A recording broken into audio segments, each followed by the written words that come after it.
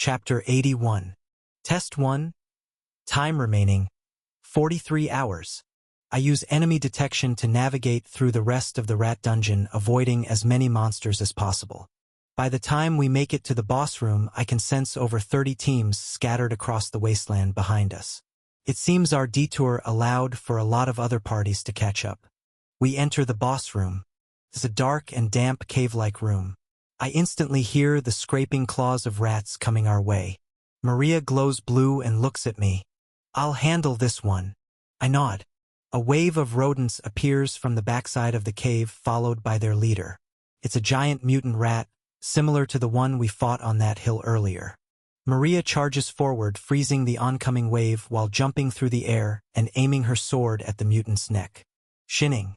She turns to me with a grin as the large rat's frozen head falls to the floor, shattering into ice. 3 down. I walk over to her and reply, 7 to go. The rats begin to disappear. We collect the mana crystals while waiting for the transfer magic to kick in. Moments later, a white light brings us to the next floor.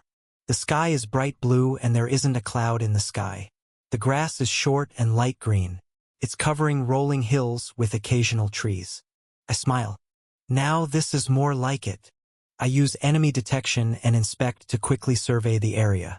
It seems like there's a decent amount of monsters in the area, but they travel in groups of 1 or 2 at most. They're all between levels 90 and 110. I can only sense 6 teams ahead of us at the moment. That is, in this dungeon anyway. We begin walking forward. After about 20 minutes of peacefully taking in the artificial sunlight and beautiful blue sky, our first pair of monsters appear. 2 light blue globs of liquid creep over a hill in front of us. I turn to Maria. Slimes. I've fought these before. Physical attacks won't hurt them. We'll have to use only magic. She nods. Got it. Without much effort, we both run up the hill and destroy the slimes in our path with fire and ice. We continue running forward deeper into the slime dungeon. That peaceful walk was nice, but it's time to pick up the pace again. I continue leading the way to avoid nearby teams. Our path isn't exactly straight, but Maria doesn't seem to mind. As we approach the boss room, I sense a team of 3 standing in place. I use inspect and enemy detection. 500 m. LV. 266. LV. 259. LV. 255. I turn to Maria and point out the specks of people in the distance. We have company. Looks like they're standing outside the boss room. She nods and we slow down to cautiously approach them. 300 m. I can vaguely make out a glowing gray portal in the distance now. They're not jumping through for some reason. 100 m. Maria and I point our swords forward and continue to walk slowly at them. The level 266 steps in front of the others and raises his hands in the air. We walk within talking distance and he yells out. He's visibly out of breath. Please. Could we ask you to do us a favor? It's a man carrying a silver sword on his back and is dressed in standard leather and steel armor. He's a bit shorter than me, with short black hair and brown eyes. As we approach, he keeps his hands raised.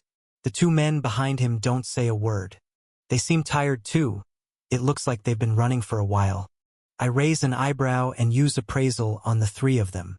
LV. 266. Active items. Steel sword plus 250 strength.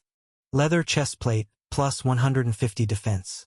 Steel wrist guards plus 150 defense. Enchanted leather boots plus 200 speed. Ring of protection plus 35% defense. Rodrigo's silver bracelet. Active skills. Team buff. All stats plus 25%. Crafting. LV. 259. Active items. Steel sword plus 250 strength. Leather chestplate plus 150 defense. Leather wrist guards plus 100 defense. Enchanted leather boots plus 200 speed. Ring of protection plus 25% defense. Rodrigo's silver bracelet. Active skills. Swordsmanship. LV. 255. Active items. Heavy steel shield plus 300 defense. Leather chestplate plus 150 defense. Leather wrist guards plus 100 defense. Enchanted leather boots plus 200 speed. Ring of protection plus 25% defense. Rodrigo's silver bracelet. Active skills. Body hardening. Extreme defense. What do you want? The three of them seem to be your run-of-the-mill, middle-aged, small-town guild hunters. They may be decent fighters, but nothing special sticks out to me. This is so odd. The man in front speaks again. Please defeat the slime boss for us. We'll do anything. He bows. What? I turn to Maria. She shrugs. Then I turn back to the man with a confused look on my face. He speaks. None of us have any combat magic abilities. We can't defeat this boss with just our swords. I chuckle, then Maria chimes in. We should just kill them now. Sending these three back to the start would be a better use of out time. I cut her off mid-sentence while pointing my sword at the leader's neck. Let's hear them out. We'll do it. What can you give us in return? She's right. You may be better off leaving this exam if you came this ill-prepared. But I'll help you if you can help us. I grin. The man smiles back thinly and turns to his teammates. They sift through their item boxes and pull out a few bottles of potions. I shake my head and roll my eyes, then point to his left hand. How about that ring? You said anything. The man gulps, then nods slowly and takes off the golden ring containing a small dark green gemstone on the face of it. Very well. I motion for him to place it on the edge of my blade. He does, and I bring the ring closer to put it on. It magically fits next to my other ring, and I grin as I feel the effects of its defense buff. I turn to Maria. You want anything? She eyes the men up and down, then replies. Give me your MP potions. I want at least half. They hand Maria 7 MP potions in total. She sighs, then puts them in her item box. This will do. Let's kill the boss before another team comes along. I nod. Agreed. The three men look at us with hopeful eyes. I guess we were their only chance of getting through this dungeon. All 5 of us step into the slime dungeon boss room. The room seems to just be a smaller version of the dungeon we just left. The grass is green and short. The hills raise up around us in all directions, creating an arena-type environment. Moments after we enter, a large blue glob of liquid appears. I use Inspect. LV. 151. Maria grins. I got this. I nod. Go for it. She begins to glow bright blue while running at the slime with her blade out in front. Shing. Maria slices the slime in half. The points of contact begin to frost over and consolidate into ice.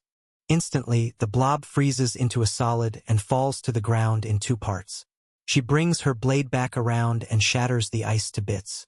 Maria holds up 4 fingers, then points one down to the floor. I yell back and smile. 6 to go. We all walk over to her as the fragments of ice begin disappearing. The team we came with hasn't said a word since we entered this room. I see the 2 men take off their rings and hand them to their leader. The white light appears and we're all transported to the next floor. Clang. I roll my eyes as I activate body hardening to block the sword being swung at my back. Seriously?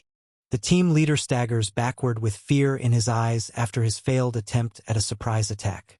I look at Maria, then briefly take in the new landscape of a mountain range dungeon. You were right. These fools weren't ready. We should have saved the time and killed them earlier. She grins and starts glowing blue. The man speaks. How? I am sorry. Just how strong are you two? I ignite my blade into flames and motion for Maria to handle the other 2 men. She nods and I walk towards the leader who tried to stab me in the back. Literally, he raises his sword and I activate Berserker while continuing to cover my entire body in flames. I sprint toward him and instantly land a hit across his chest. My speed is in another class than his. I turn back to see the man still standing, but flames are burning brightly from his chest. He turns to me with bloodshot eyes and starts glowing bright yellow. You aren't going to dash. Shing.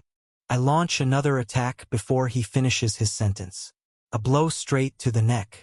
He dissolves instantly in a bright flash, being transported back to the outside world. I turn to Maria and see two statues of ice in front of her. She laughs.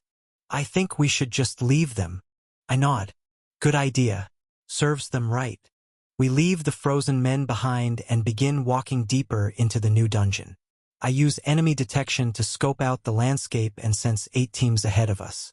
One of them isn't too far away, and there's a hunter with a higher level than me. I grin and point to a rocky mountain in the distance covered in dark green pine trees and small boulders. This way, another detour. Get ready for a real fight. Maria nods and turns to me as we depart. Sure, let's do it. But I'm curious about something. What was the ability you used to block that sword attack earlier? I stop walking to look Maria directly in the eyes. She speaks up again. Jay, do you have a third skill? Chapter 82. Test 1. Time remaining. 40 hours. Maria looks up at me with curious, innocent eyes. I gulp. I do have another skill. You're right. She smiles wide, drops her sword, and starts jumping around with her hands in the air. I knew it. I knew it. Your sword is special too. And you dash. I cut her off with a serious tone. Let's keep this between us. Okay? The fewer people that know about it, the better. I have a few skills. I trust you not to tell anyone, and to not ask too many questions. Maria stopped jumping and looked me in the eyes with a serious stare. Of course, Jay. I've been waiting. I can keep a secret. Don't worry. She smiles again, picks up her sword, and turns to continue walking while bobbing her head side to side, humming softly. I sigh with relief. It's been weighing on me for a while now. I was trying to find the right time to tell her. The more floors we climb, I'm more likely to use other skills. I guess she's known for a while and was also just waiting for the right time to say something. Maybe I've been a bit careless about flashing my skills around lately. Either way, that was much easier than expected. Hiding my visible abilities from Maria is one less thing to think about. I follow her deeper into the dungeon and use enemy detection to locate the team I was tracking earlier. 900 I call out to Maria and point at the mountain in front of us again. The base of that mountain is less than a kilometer away. We're getting pretty close. The trees begin to thin out the closer we get. The team hasn't changed its position yet. 500 They still aren't visible from this distance, and there are many trees and rocks in the way now. Our trek toward the mountain continues. 200 Finally, as we step into an open clearing, our next adversaries come into view. A pair of men are sitting on top of a large boulder. We begin approaching with caution. There isn't much tree cover at all, so an ambush would be hard to pull off here. We walk at them straight on with our swords ready. 50 The men see us coming but don't seem alarmed at all. One of them waves and the other ignores us. At closer inspection, a large glowing white box is on top of the boulder next to them.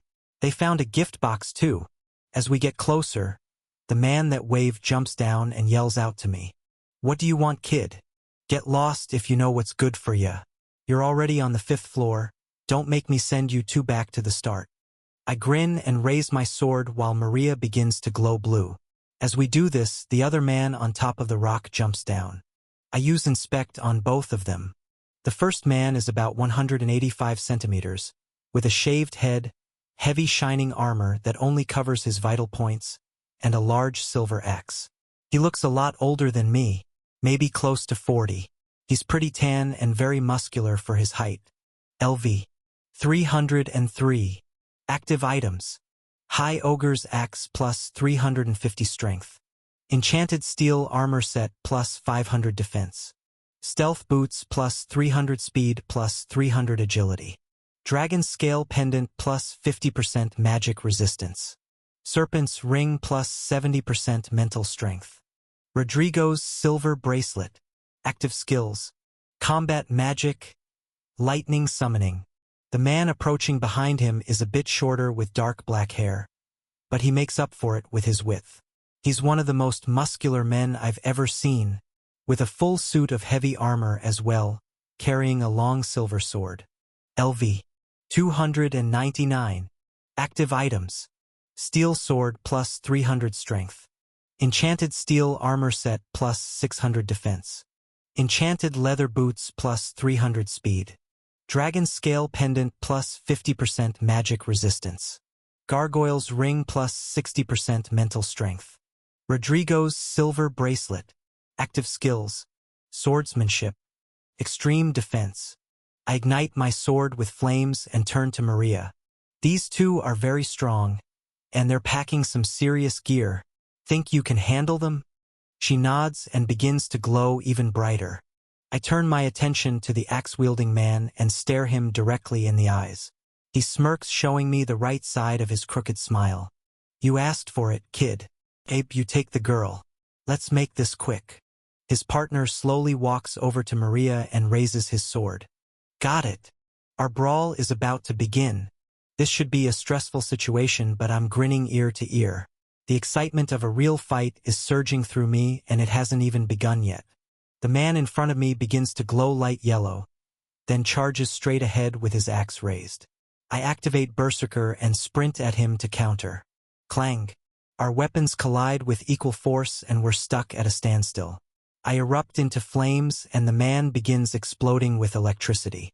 He jumps back to avoid my flames, and I do the same to escape the discharge. Large bolts of electricity strike my sword as I retreat. The shockwave travels through my body and I let out a scream as I feel myself being cooked from the inside out.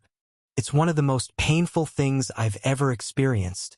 I drop to my knees momentarily with my skin covered in black sizzling burns. I use self-regeneration and stand to my feet as quickly as possible. My status reads 870/1455 HP and 1360/1455 MP. I grit my teeth and face the man as he laughs. That wasn't too bad. You're strong for a youngster. He smirks and raises his axe, then charges at me again. I erupt into flames, activate Berserker and run full force at him too. Intimidation. I activate my skill and a pulse of energy hits him moments later. The man's eyes open wide for a split second, but he keeps running forward. I let out a yell as our swords clash again with equal force. We both let out flames and lightning as we both jump back. I let out another yell as my sword conducts more electricity, frying me to a crisp once again. My status reads 295/1455 HP and 1220/1455 MP. I regenerate and stand to my feet.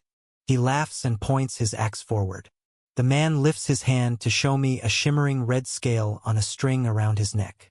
Another good trick, but your magic won't affect me.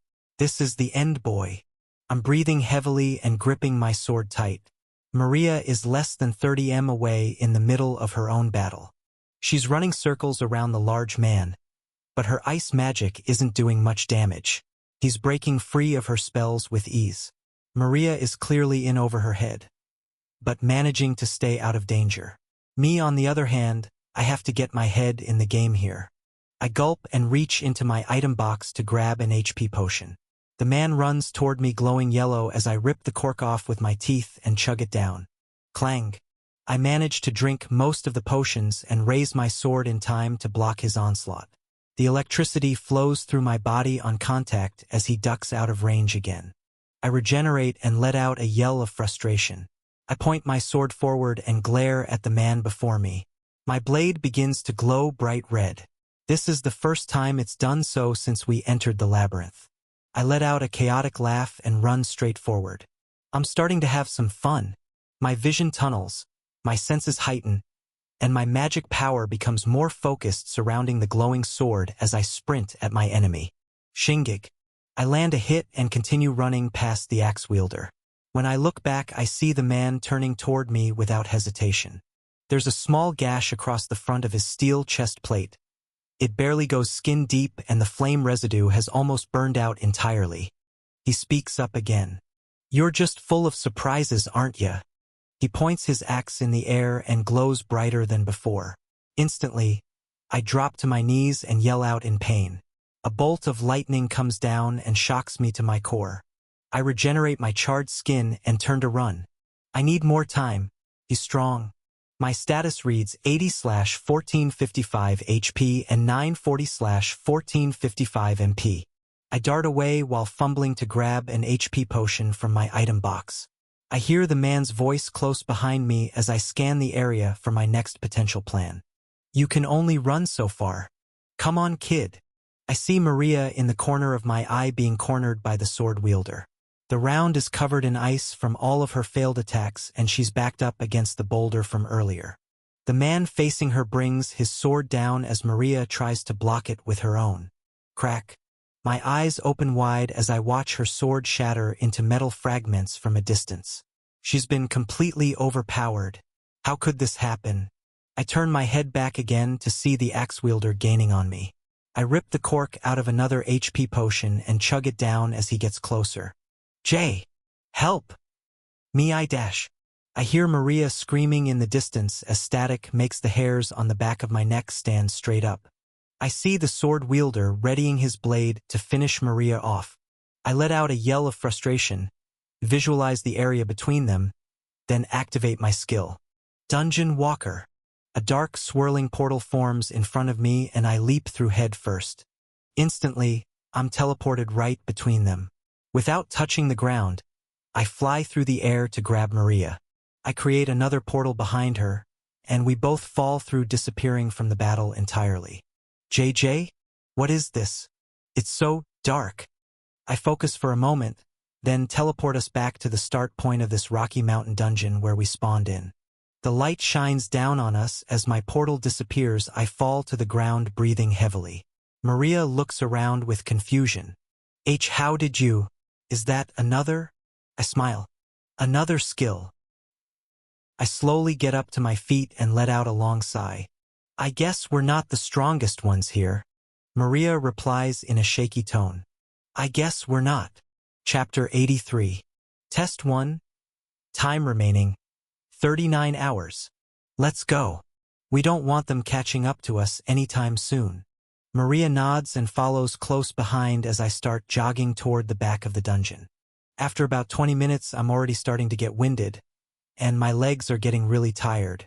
I hear grunting in the distance and activate enemy detection along with inspect. 50M. LV. 151. LV. 149. LV. 148.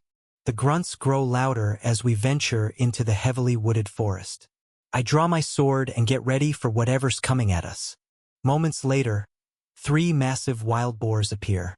They're dark brown with short hair and massive muscular bodies. The boars' eyes glow red and 2 massive tusks protrude from the sides of their mouths. Each of them is over 3M from head to tail. I make quick work of the beasts without even having to use fire magic. I use this opportunity to plunder as much MP as I can. Maria stays close behind and doesn't join the fight. Hey Jay, I know you said not to ask too many questions. But one of your skills can locate enemies, right? Can we find a group of hunters? I need a new sword.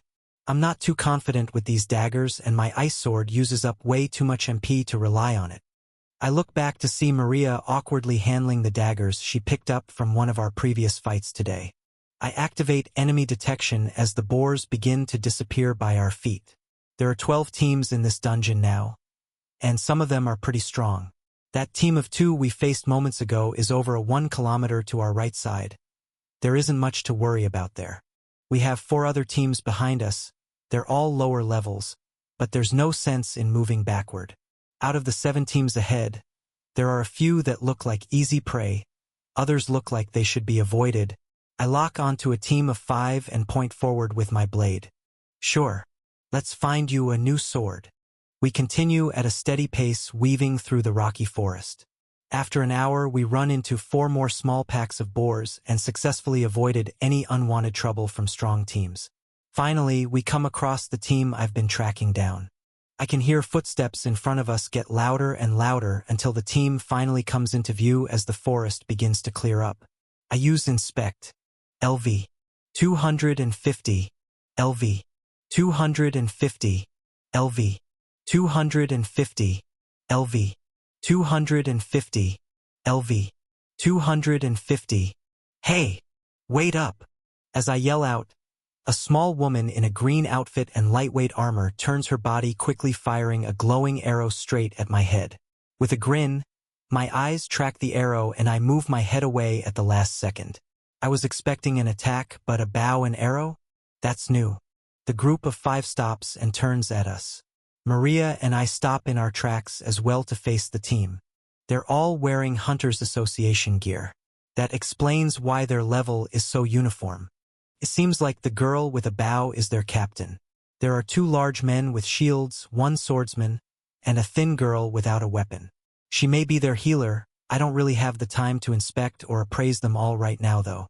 The leader points her drawn bow at my head again and speaks up. What do you want? It's 5 against 2. Don't pick fights you can't win. I grin and raise my sword at her while igniting the blade's tip. Same goes for you. Maria looks at me, then at the swordsman. She puts her daggers away and speaks directly to him. Hand over your sword, unless you want to do this the hard way. He smirks and looks at the woman with the bow. You hear that, Captain? They're serious. Maria starts glowing blue and the woman yells as she steps back behind the 2 shield-carrying men. Defensive attack formation number 1. Let's go. The tanks make a wall with their shields and begin pushing forward. Maria quickly darts to the left side, targeting the swordsman. I grin. Go get your sword. I can handle the rest of them. Maria nods and begins to form a blade of ice with her magic. I ignite my body into flames and run at the defensive wall while activating Berserker. Shing. They never even stood a chance. My flaming blade slices through the 2 tanks' shields, landing hits on both of their torsos. I activate Intimidation as I run into the center of the group, destroying their entire formation in a matter of seconds. Maria occupies the swordsman to my left as I slice the 2 tanks in half while they're frozen in fear. They dematerialize and are gone with a flash of white light. Took 2 hits, they weren't too weak after all. I face the 2 women frozen with fear. Their eyes are bloodshot and dilated. They can't even manage to get out a word. With 1 fiery slash, I plunder their MP and send them both back to the labyrinth's starting point. I turn to Maria. The ground is covered in ice, and the swordsman is frozen solid with a look of pure terror captured perfectly on his face. Maria turns to me holding a long silver sword, grinning ear to ear. I use appraisal on it. Enchanted steel sword plus 250 strength plus 100 speed. Not bad. You happy with it? Maria swings the blade around aimlessly, testing out its power.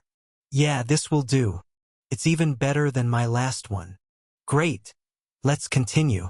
We leave the ice sculpture of a man standing alone in the wilderness. He'll thaw out eventually or just die and respawn. Another hour of slow jogging, fighting boars, and avoiding teams with enemy detection carried on until we make it to the boss room. We jump through the portal and defeat a level 163 boss with ease. We're spawned onto floor 6 moments later. It's a desert environment, but the ground is still more dirt than sand.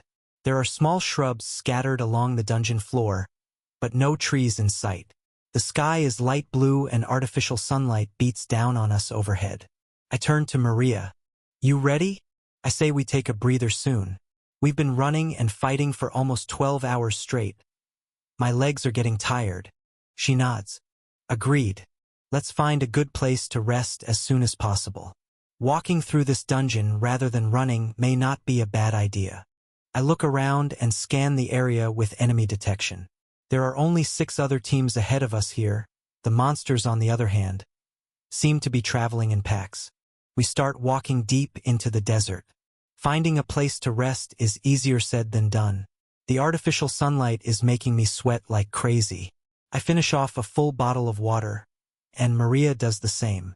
In the distance, dust clouds begin to form as we trek further and further into this desert wasteland. I use enemy detection and inspect to sense 12 targets moving in fast. They're all between levels 150 and 165. We've got company. Maria and I start running at the cloud of dust with our weapons raised. As we get closer, a pack of disgusting creatures appears. They're humanoid hyenas. The leader of their pack stands on 2 legs over 3 m tall, carrying a long metal spear. Its body is covered in brown and red rags like makeshift armor. The orange matted fur with black spots sticks out from beneath its clothing as 11 minions in similar attire and weapons follow. Their hands and feet have enormous sharp claws and they all growl as they show off jagged white teeth. I burn red, and Maria glows blue.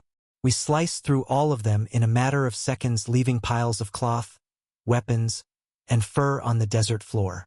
I turn to Maria mid-stride. Let's get out of here. This is not the place to take a rest. She laughs in agreement. We keep our running pace up for as long as possible. After another hour passes, we've defeated 3 more packs of hyenas and almost make it to the boss room. Both of us drink more than half of our second water bottle. This desert is deadly. And it's not the monsters. Most of the teams in this dungeon are moving very slow, and the visibility is clear for kilometers. Dust clouds mean fast-moving enemies are approaching, and specks in the distance just mean slow-moving non-hostile hunters or monsters are out there. Other than a few packs of hyenas, no one bothered us in this dungeon.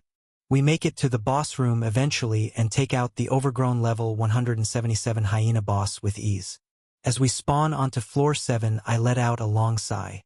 I take in the view, internally accepting this swampland dungeon over a desert any day.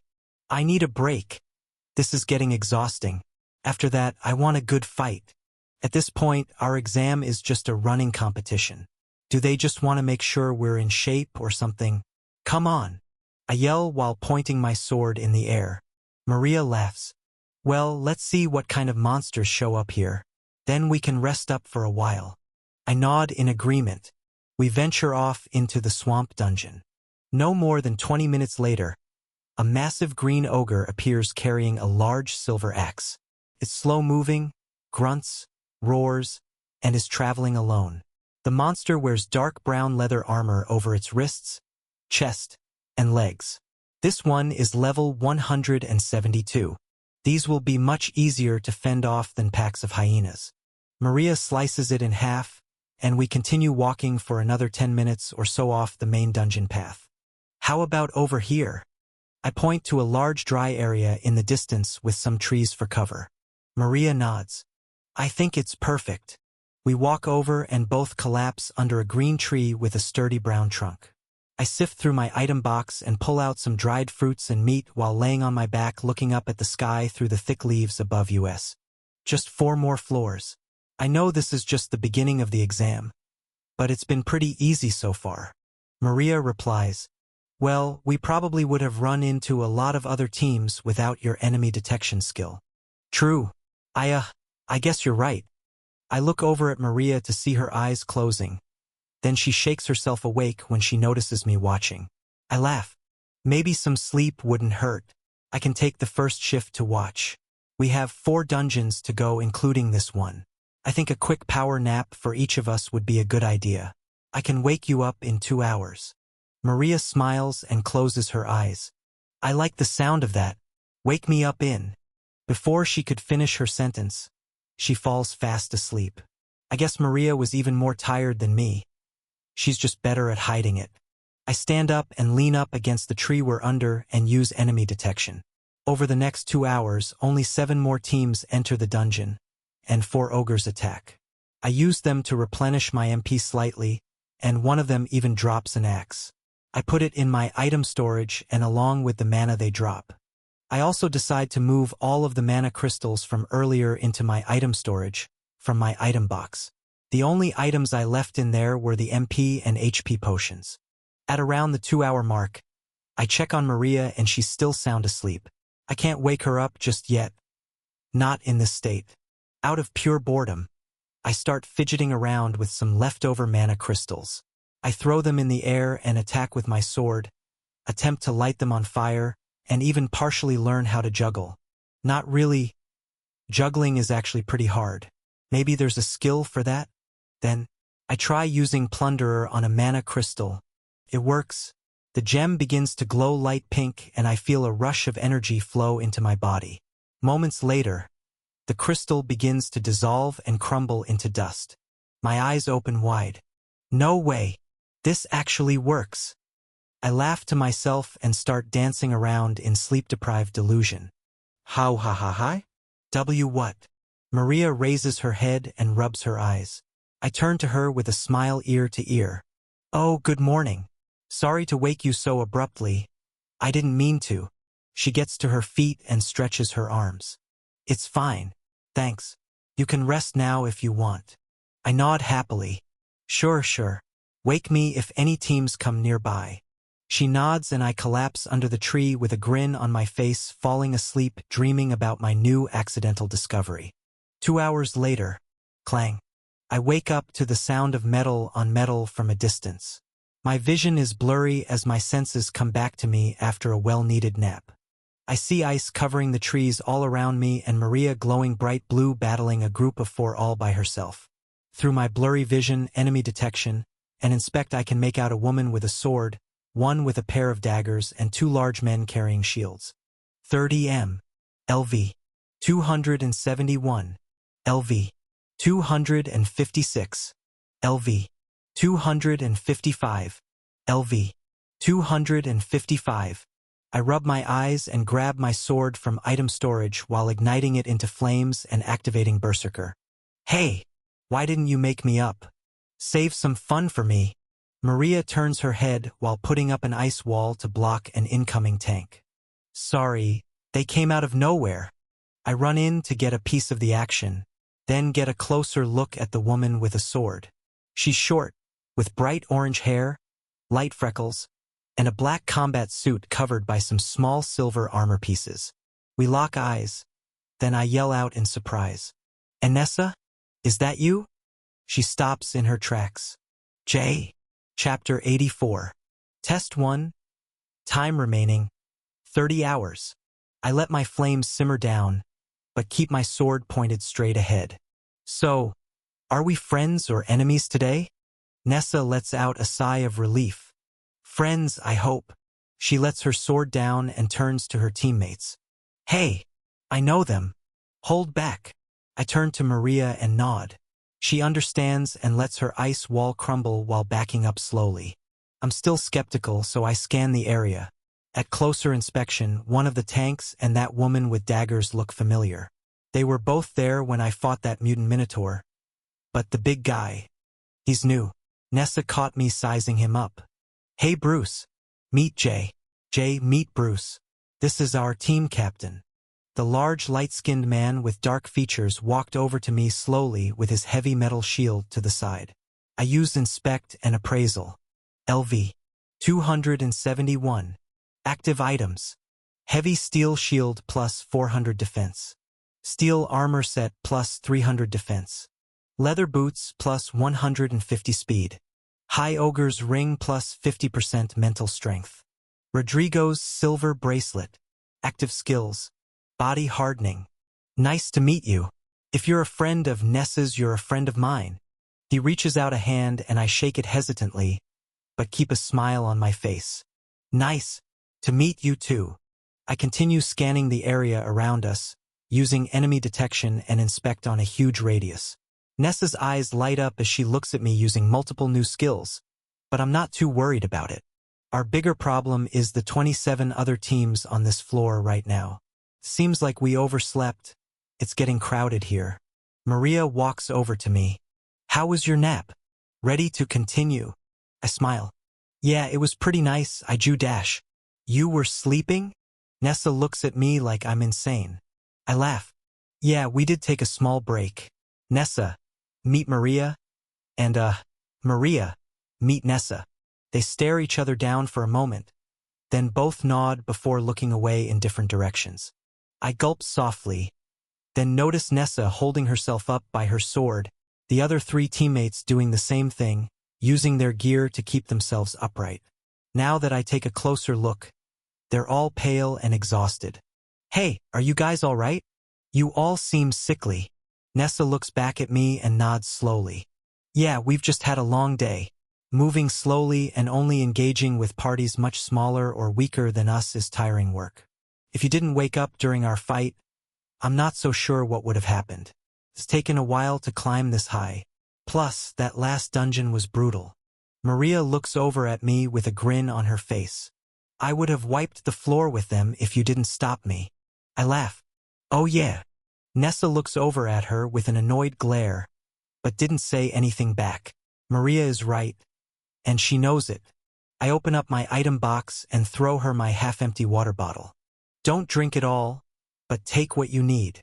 Nessa's eyes light up as she catches the bottle and begins drinking from it instantly. The moment she does, something feels off, and very familiar. I yell out, "Stay alert. Someone else is here." Everyone starts looking around and drawing their weapons. I erupt into flames to hide my use of Berserker and expand my range of enemy detection. Still, nothing shows up on my radar. Was it a false alarm? My eyes move back and forth as I scan the woods around us in my paranoid state. The rest of the group stands on edge in confusion as well. Then I sense a small pitter-patter of footsteps and it clicks. Just a moment too late. Shing. 30 in front of me. I watch two shining daggers pierce through the neck of the tank leaning against a tree. He instantly dissipates into a bright white light. Then the daggers disappear into nothingness. I yell out, "Run! This is a hunter with a stealth skill. Unless you can sense him, you're no match." Maria turns to me glowing bright blue. "Is it that guy from before?" I look around sporadically to try and sense him again. Yes, I need to concentrate in order to face him. "Run. I'll catch up, trust me." Maria nods and darts off. I motion for Nessa to follow. She sprints off moments later. As they run, I watch two silver blades emerge from thin air, slashing the woman dagger user in half. She glows bright white and disappears instantly, indicating she's been transported back to the respawn point as well. Their captain Bruce yells in frustration as his team gets slaughtered in front of his eyes. "Come on. Face me." There's no response. He's just yelling at the empty forest at this point. I grit my teeth and focus harder. I feel the cool breeze, the leaves swaying slowly back and forth, Bruce's heavy breathing, and then the light vibrations of footsteps shaking the ground. Then I finally look up and lock on. 20 LV. 286. Active items. Steel dagger set plus 300 strength. Enchanted steel armor set plus 400 defense. Enchanted leather boots plus 200 speed. Griffin's talon plus 40% mental strength. Enchanted silver ring plus 30% speed. Ring of protection plus 25% defense. Active skills. Dagger mastery. Stealth. It looks like his level is even higher than before, and he's picked up some new gear. This maniac climbed the labyrinth solo a second time on a mission just to come and kill me? I run toward the faint sound of footsteps. Clang. Moments later, his daggers meet my blade. Sparks fly as the man appears from his stealth mode. We jump back and stare each other down. He grins and yells out to me, "Fancy meeting you here. Looks like I'll get to give you the payback you deserve. It's been a real pain, you know." As I start to reply, he takes a step backward and disappears. I decide to yell at him anyways. "If I beat you this time, you're dead for real. You know that? Go pick on somebody else." I look around waiting for a reply, but hear nothing. With all my active sensory skills on overdrive, I take a deep breath in and out to visualize the battlefield. Nessa and Maria have safely made it about 50 to my right. They're hidden behind a clump of trees while still moving quickly away. The tank named Bruce is still standing 15 to my left side behind his shield, attempting to search for the enemy. He's too stubborn to back down. I watch the dagger user attack the tank beside me. I should have known he's trying to pick off all the weaker opponents first. The maniac makes contact with Bruce's shield, but also sinks one dagger deep into his left arm. He yells out in pain as I dart over to try and help. The dagger user disappears, then suddenly stabs the tank deep in the back. To my surprise, he's still standing. Bruce lets out a yell and manages to slam his shield against his opponent's head as he disappears into stealth mode again. The tank grins at me while coughing up blood, searching for something in his item box. I yell to him as I intercept the dagger user's next attack. Clang. My sword blocks a pair of daggers from reaching his neck. "Get out of here." I said I'll handle him. With his eyes open wide, watching the sparks fly off clashing steel less than a meter from his neck, the man turns and runs. "Got it." All you kid. The daggers disappear again, and I'm finally alone on the battlefield facing my old opponent. Again, I let my eyes scan the area using enemy detection and allow my sense to flow with the heightened nature of my berserker state. I make out the light sounds of footsteps less than 10 m to my right side. I turn and speak softly. This is your last chance to leave. I let my flames burn bright while my vision tunnels on the vague, wavering outline of a man in my mind's eye. There's no response, so I let my blade soar. Shing crack asterisk. The black sword flickers red as it makes contact with the man's daggers. He attempts to block my slash, but both of his blades shatter into pieces as I release a crescent-shaped wave of dark fire magic from deep within me. The fragments of his weapons fly in the air as he's thrown 20 m backward into the base of a tree while reappearing and coughing up blood. I sprint over to him with a malicious grin and a red blade glowing brightly. There's a fiery gash across his chest, but he's still managing to move around slightly. I point my blade at his neck and use intimidation. What was that you said before? The payback I deserve or something? He looks at me with a face full of disgust and fear while frozen in place. With his final will to live, he manages to spit at me. I bring my blade down to incinerate the large glob of saliva in midair, slicing the disrespectful man in half without a second thought. I turn and scoff, but then see blue text appear. Use absorption. Skill, dagger mastery. Yes. No. Use absorption. Skill, stealth. Yes. No. I nod slowly, then choose yes on both skills while looking over my shoulders to make sure no one's watching. The flaming corpse in front of me is a horrific sight to see, but the battle adrenaline mixed with the ego of my blade makes it seem just like a plain old pile of loot. I take off the man's rings and necklace, then put them on myself as an extra prize for beating him twice. I warned him, so I don't really feel too bad. With a sigh, I use enemy detection to locate the group of 3 pretty close by, but my heart skips a beat as I sense someone above me. LV 451. I erupt into flames again, activating basically every single one of my skills as a defense mechanism, but then calm down as I realize who it is. I sigh, put down my sword, and relax as I see a Hunters Association representative with a yellow armband nod at me, then quickly dart away, jumping along the treetops. It's just one of the examiner's helpers. He did see me kill a man, but that's not against the rules, so I should be fine. I shrug and locate the others. 200 m. LV 297. LV 271. LV 256. My flames go out slowly, Berserker fades off, and my sword returns back to black. I make my way toward Maria, Nessa, and Bruce. Hopefully, they're doing okay after losing 2 of their teammates. Chapter 85. Test 1. Time remaining 29 hours. I make my way back to the group and Maria is the first to speak up. Mission accomplished? I grin and wave my new talon-shaped necklace at her to confirm my victory. Bruce, the tank is fully healed now. He turns to me with a thankful look on his face. I appreciate the save back there. We wouldn't have made it out in one piece. You said you'd faced him before?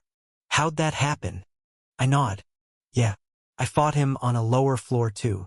Fortunately, or I guess unfortunately, he's not coming back this time. Sorry about your teammates.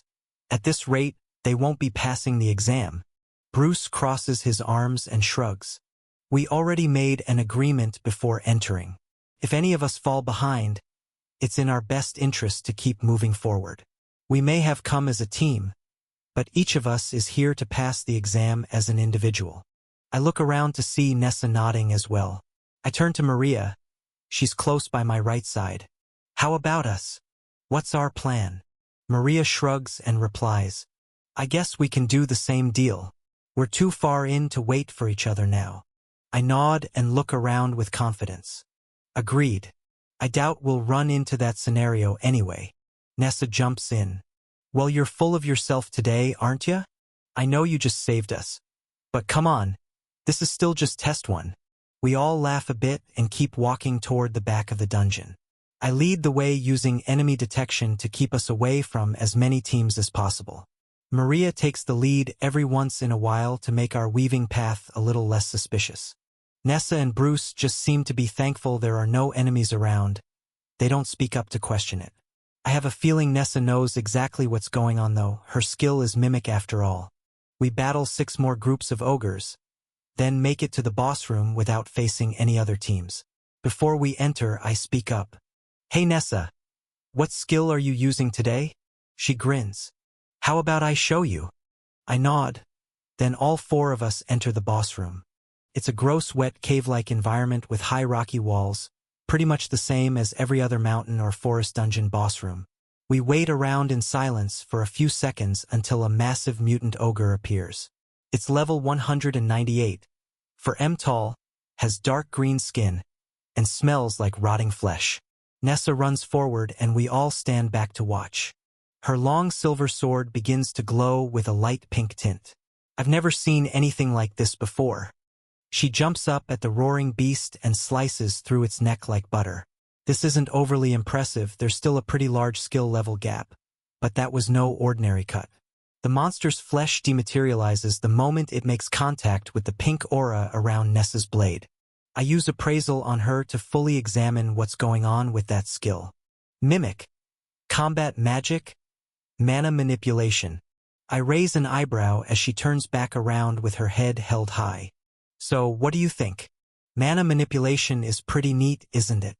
I nod as she walks back over to us. It is. What exactly can it do? More importantly, where'd you get it? She chuckles.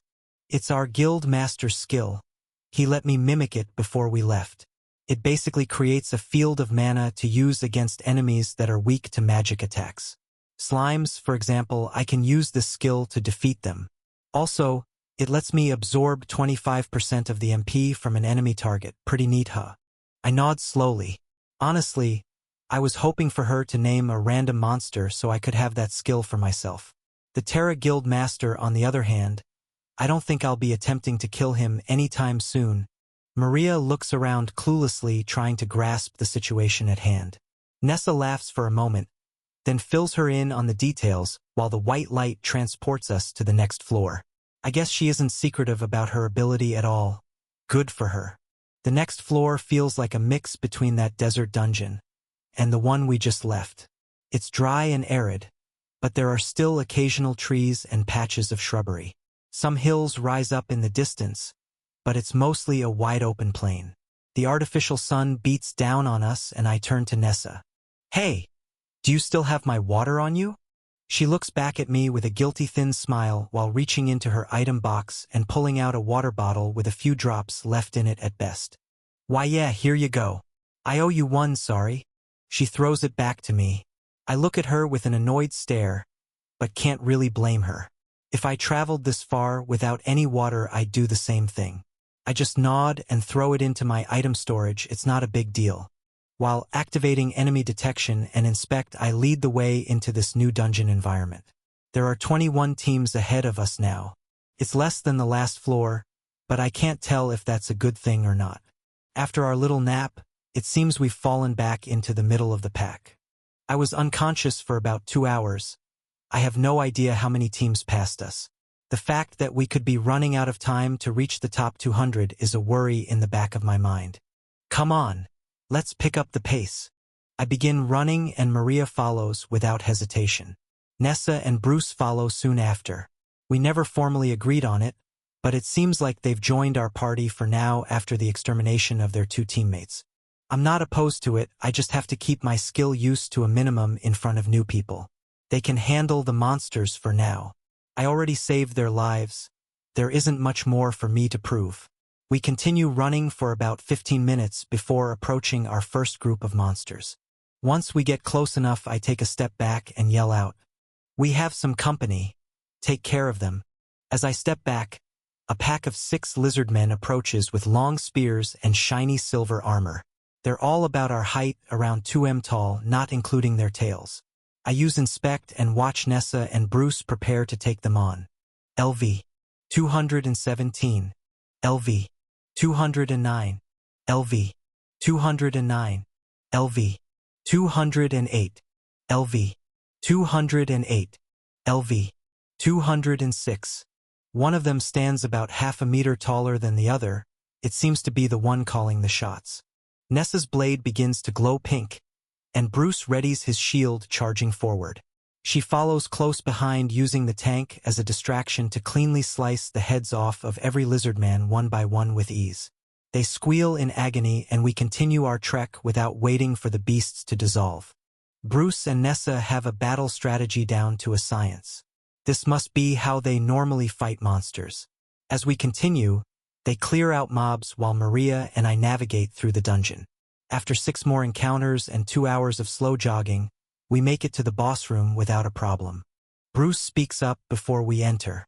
We didn't see a single team throughout this entire dungeon. Are we really that far ahead? Or behind? I smile. Let's just call it good luck. I think we're right on schedule. He nods with a happy grin of ignorance. We actually managed to pass 8 whole teams on our way to the boss room.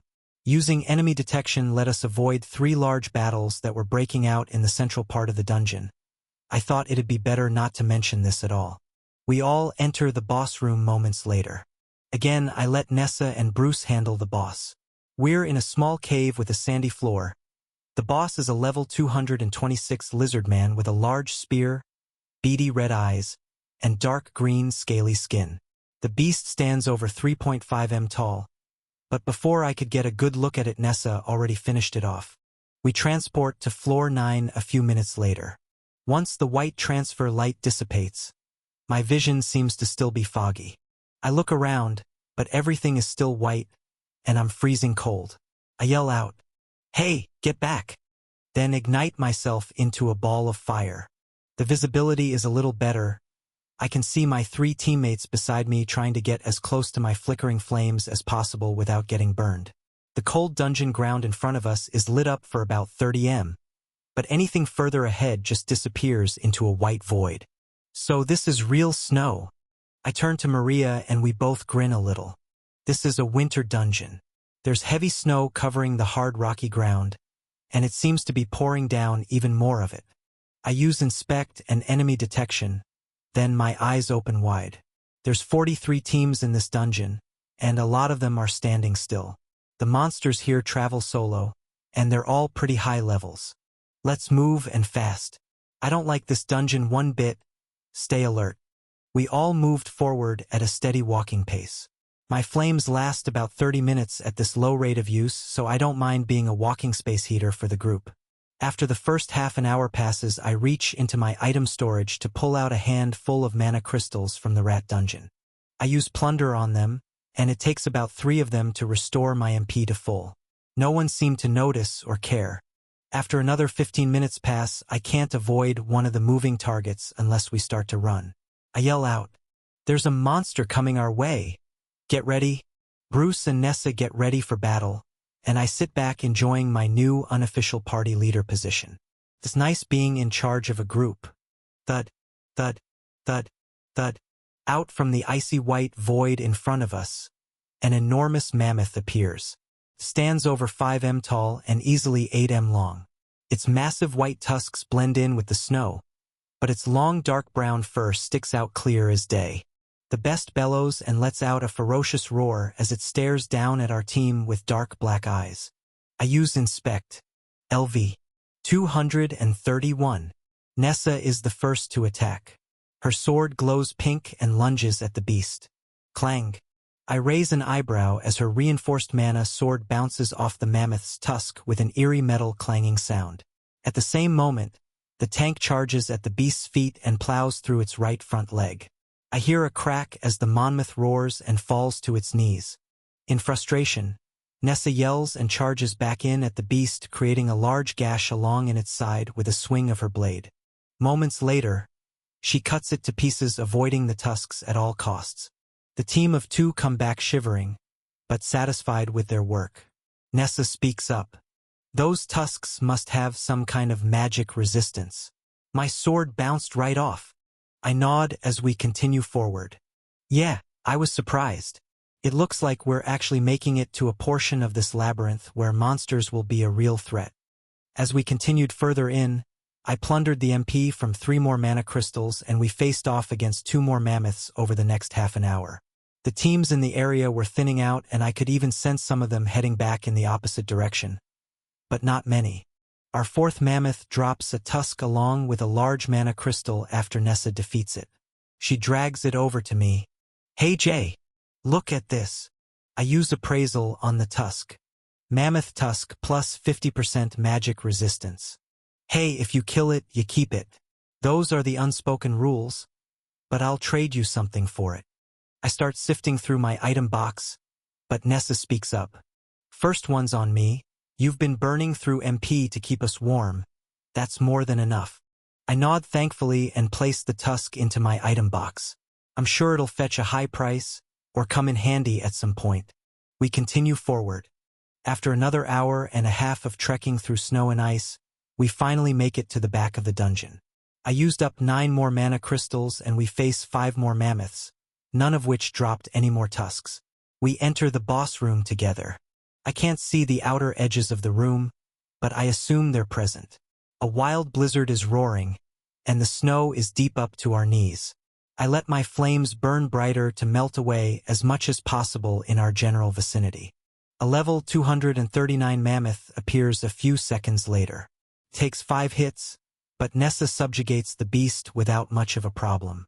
I let my flames die down and the white light appears. It transports us to floor 10. Bruce speaks up as we all materialize into a rocky grassland with red-orange dirt. "Anther dungeon without facing a single team. You two really are a lucky charm." I grin thinly as I look up into the deep blue sky and use enemy detection on our surroundings. There are a few trees and large boulders every 50 m or so, but other than that, it's flat ground with a few patches of short green grass. There are 14 teams here, and a lot of them are clumped together at the back half of this dungeon. We passed over 30 teams on floor 9, so I'm a lot less worried about getting there on time. We're in a good position now. The only problem is the large group of monsters running towards us. I count over a dozen, and they're all over level 240. I reply to Bruce. "Yeah, this is our last one. So stay sharp." I look out into the distance as the ground begins to rumble lightly beneath our feet. Chapter 86. Test 1. Time remaining. 22 hours. Nessa and Bruce step out in front of me. I can see them visibly panting. Their eyes have heavy bags under them, and Nessa's legs are shaking a bit. I turn to see Maria, then see her join them in formation. I sigh and step forward to join as well. I guess it's about time we get serious. "Hey, you two. I appreciate the help, but come on. I can tell you're exhausted. I don't mind taking this dungeon on with Maria. By all means, rest up." Nessa smiles thinly and looks at Bruce. She nods to him. He won't admit it, but I can tell the tank is nearing his limit as well. They both step back and let Maria and me handle this one. A small cloud of red dust begins to form in the distance. We slowly approach it, and finally, after a few minutes, the pack of monsters comes into view. I use Inspect. LV 249, LV 243, LV 243, LV 243, LV 243, LV 242, LV 242, LV 241, LV 241, LV 241, LV 240, LV 240, LV 240. I grin as I see a group of wild hounds charging toward us. They all have dark red fur, laser-focused eyes, and sharp-looking teeth. They're 1.5 m tall at most, and 3 m long from head to tail. Their muscles are compact and ripple between long, graceful strides. Some of them seem to be giving off a nasty dark red aura. The pack growls, and each one of them lock their eyes onto different targets. These are some real wild beasts. I use appraisal on their leader. LV 249. Active items. None. Active skills. Intimidation. Bloodlust. Buffs. Plus 50% speed plus agility plus mental strength. I turn to Mara while bursting into flames, and she begins to glow bright blue, matching my display. We run at the ravenous hounds with our blades held at the ready. Once in range, I can feel the stares of intimidation from the pack, making the hairs on my neck stand up. I activate Berserker and continue forward without hesitating. In a battle of wills, whichever opponent has the higher mental strength stat will prevail using the intimidation skill. Maria and I are well above the necessary threshold. We make contact and let loose. Maria freezes 5 hounds solid in a matter of seconds. I slice the heads of 3 clean off in a single focus blow while looking up with a satisfied smirk. My speed and agility are just fast enough to weave in and out of the monsters. Maria, on the other hand, is a bit slower. She's using walls of ice to keep them occupied. On contact, she can freeze them solid. The dogs that glow red are significantly faster and exceptionally agile. It seems like they act much more recklessly and jump straight into danger without thinking. This must be a side effect of their bloodlust skill. I turn to Maria. Keep the rest of them busy. I want their leader. She nods and turns to the 4 remaining underlings growling at her with murderous glares. I face the leader. It has a powerful red aura around it, similar to my Berserker skill, but with a slightly darker, more ominous crimson tint. I can feel the waves of energy coming off this beast. It's attempting to intimidate me with all its might. I point my sword forward and activate my own intimidation skill. The moment my wave of energy hits the beast, I see the mutt's eyes open wide as it attempts to growl and put on a final menacing glare. A few seconds later, it begins to whimper and falls to the floor with its head bowed down.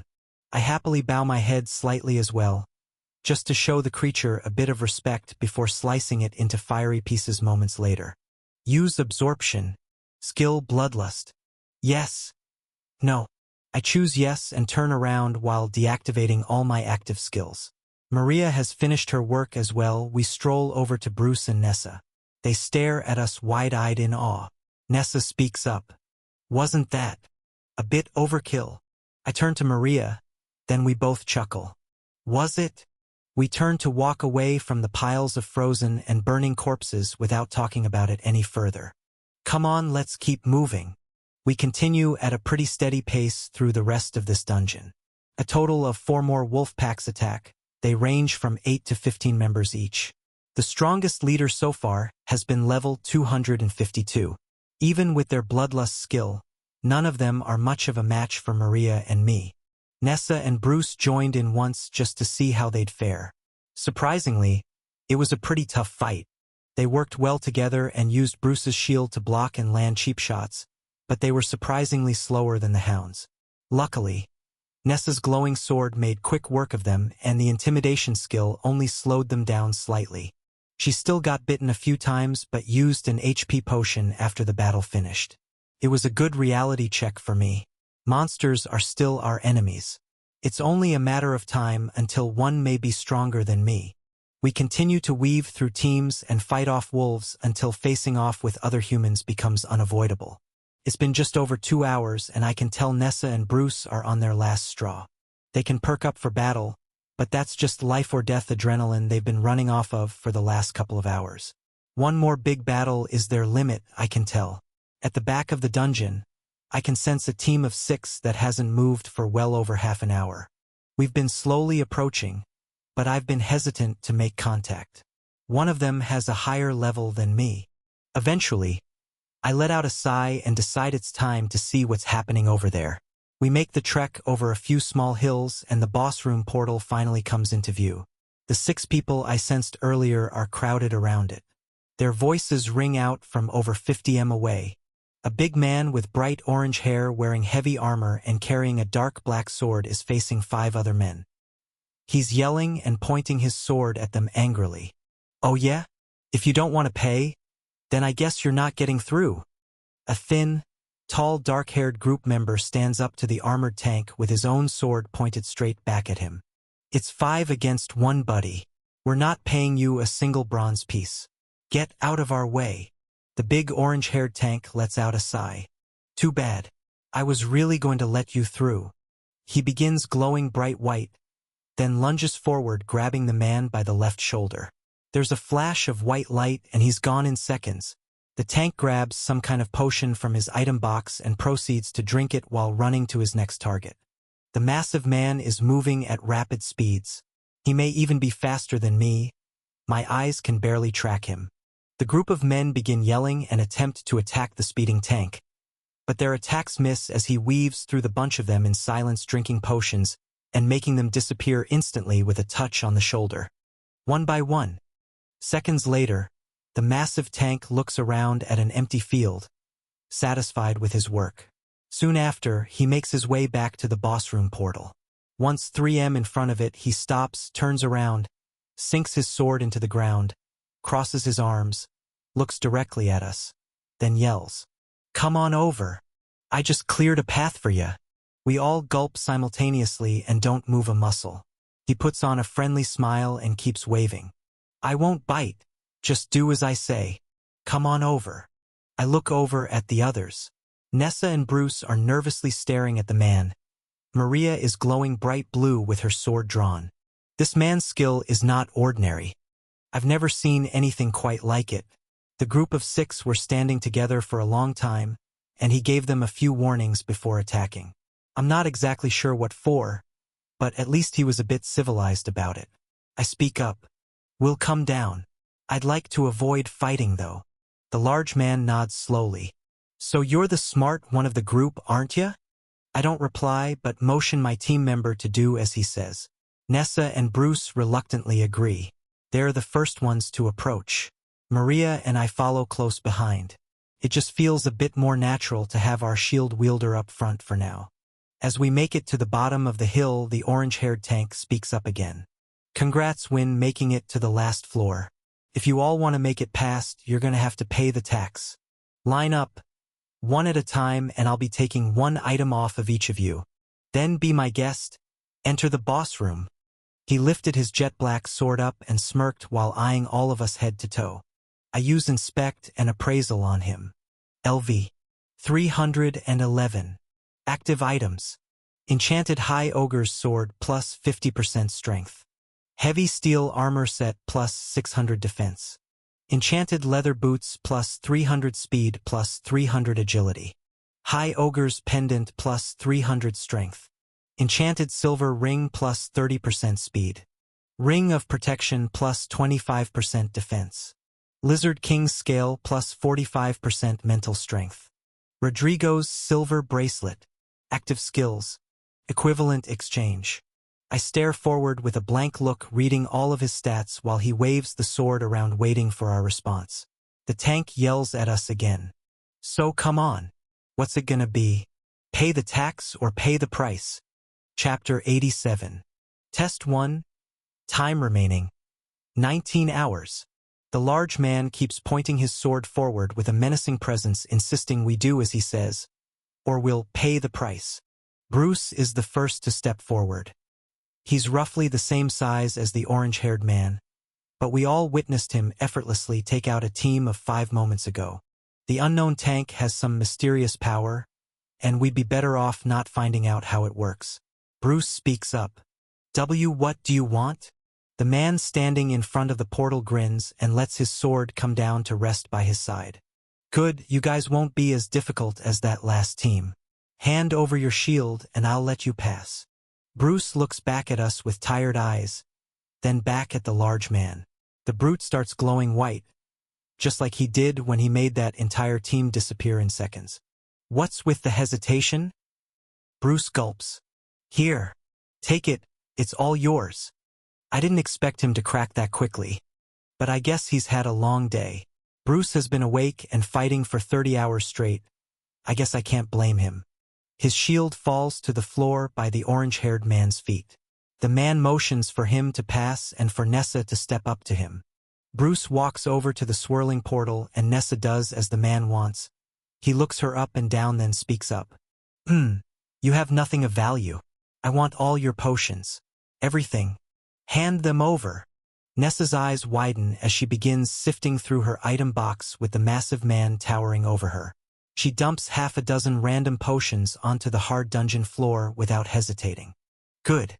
Now you two get lost. Next." Nessa quickly runs over to Bruce and they wait with wide eyes as Maria steps up to the man.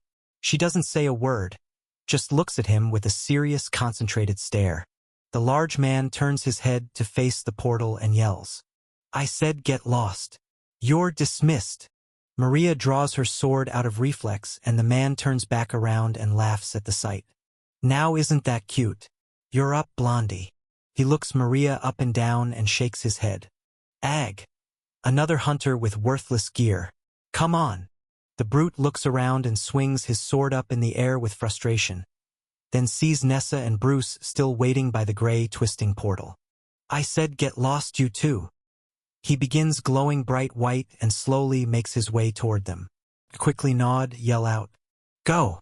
We'll meet you on the next floor." With confirmation, the two of them jump through moments later without a second thought. The brute turns back with a moderately angry expression. He makes eye contact with me, glances down at my sword, then a wide grin appears on his face. "Ho ho! Now would you look at that beauty?" I proceed to point this beauty directly at his face. "Not gonna happen." The orange-haired thug lets out a bellowing laugh. "Oh, trust me it is, drop the sword. Then for you, miss, leave all your potions with me. Every last one of them." Maria starts glowing bright blue and looks over at me. I stare back at her. "Don't take him lightly. I'd give him your potions and leave if I were you.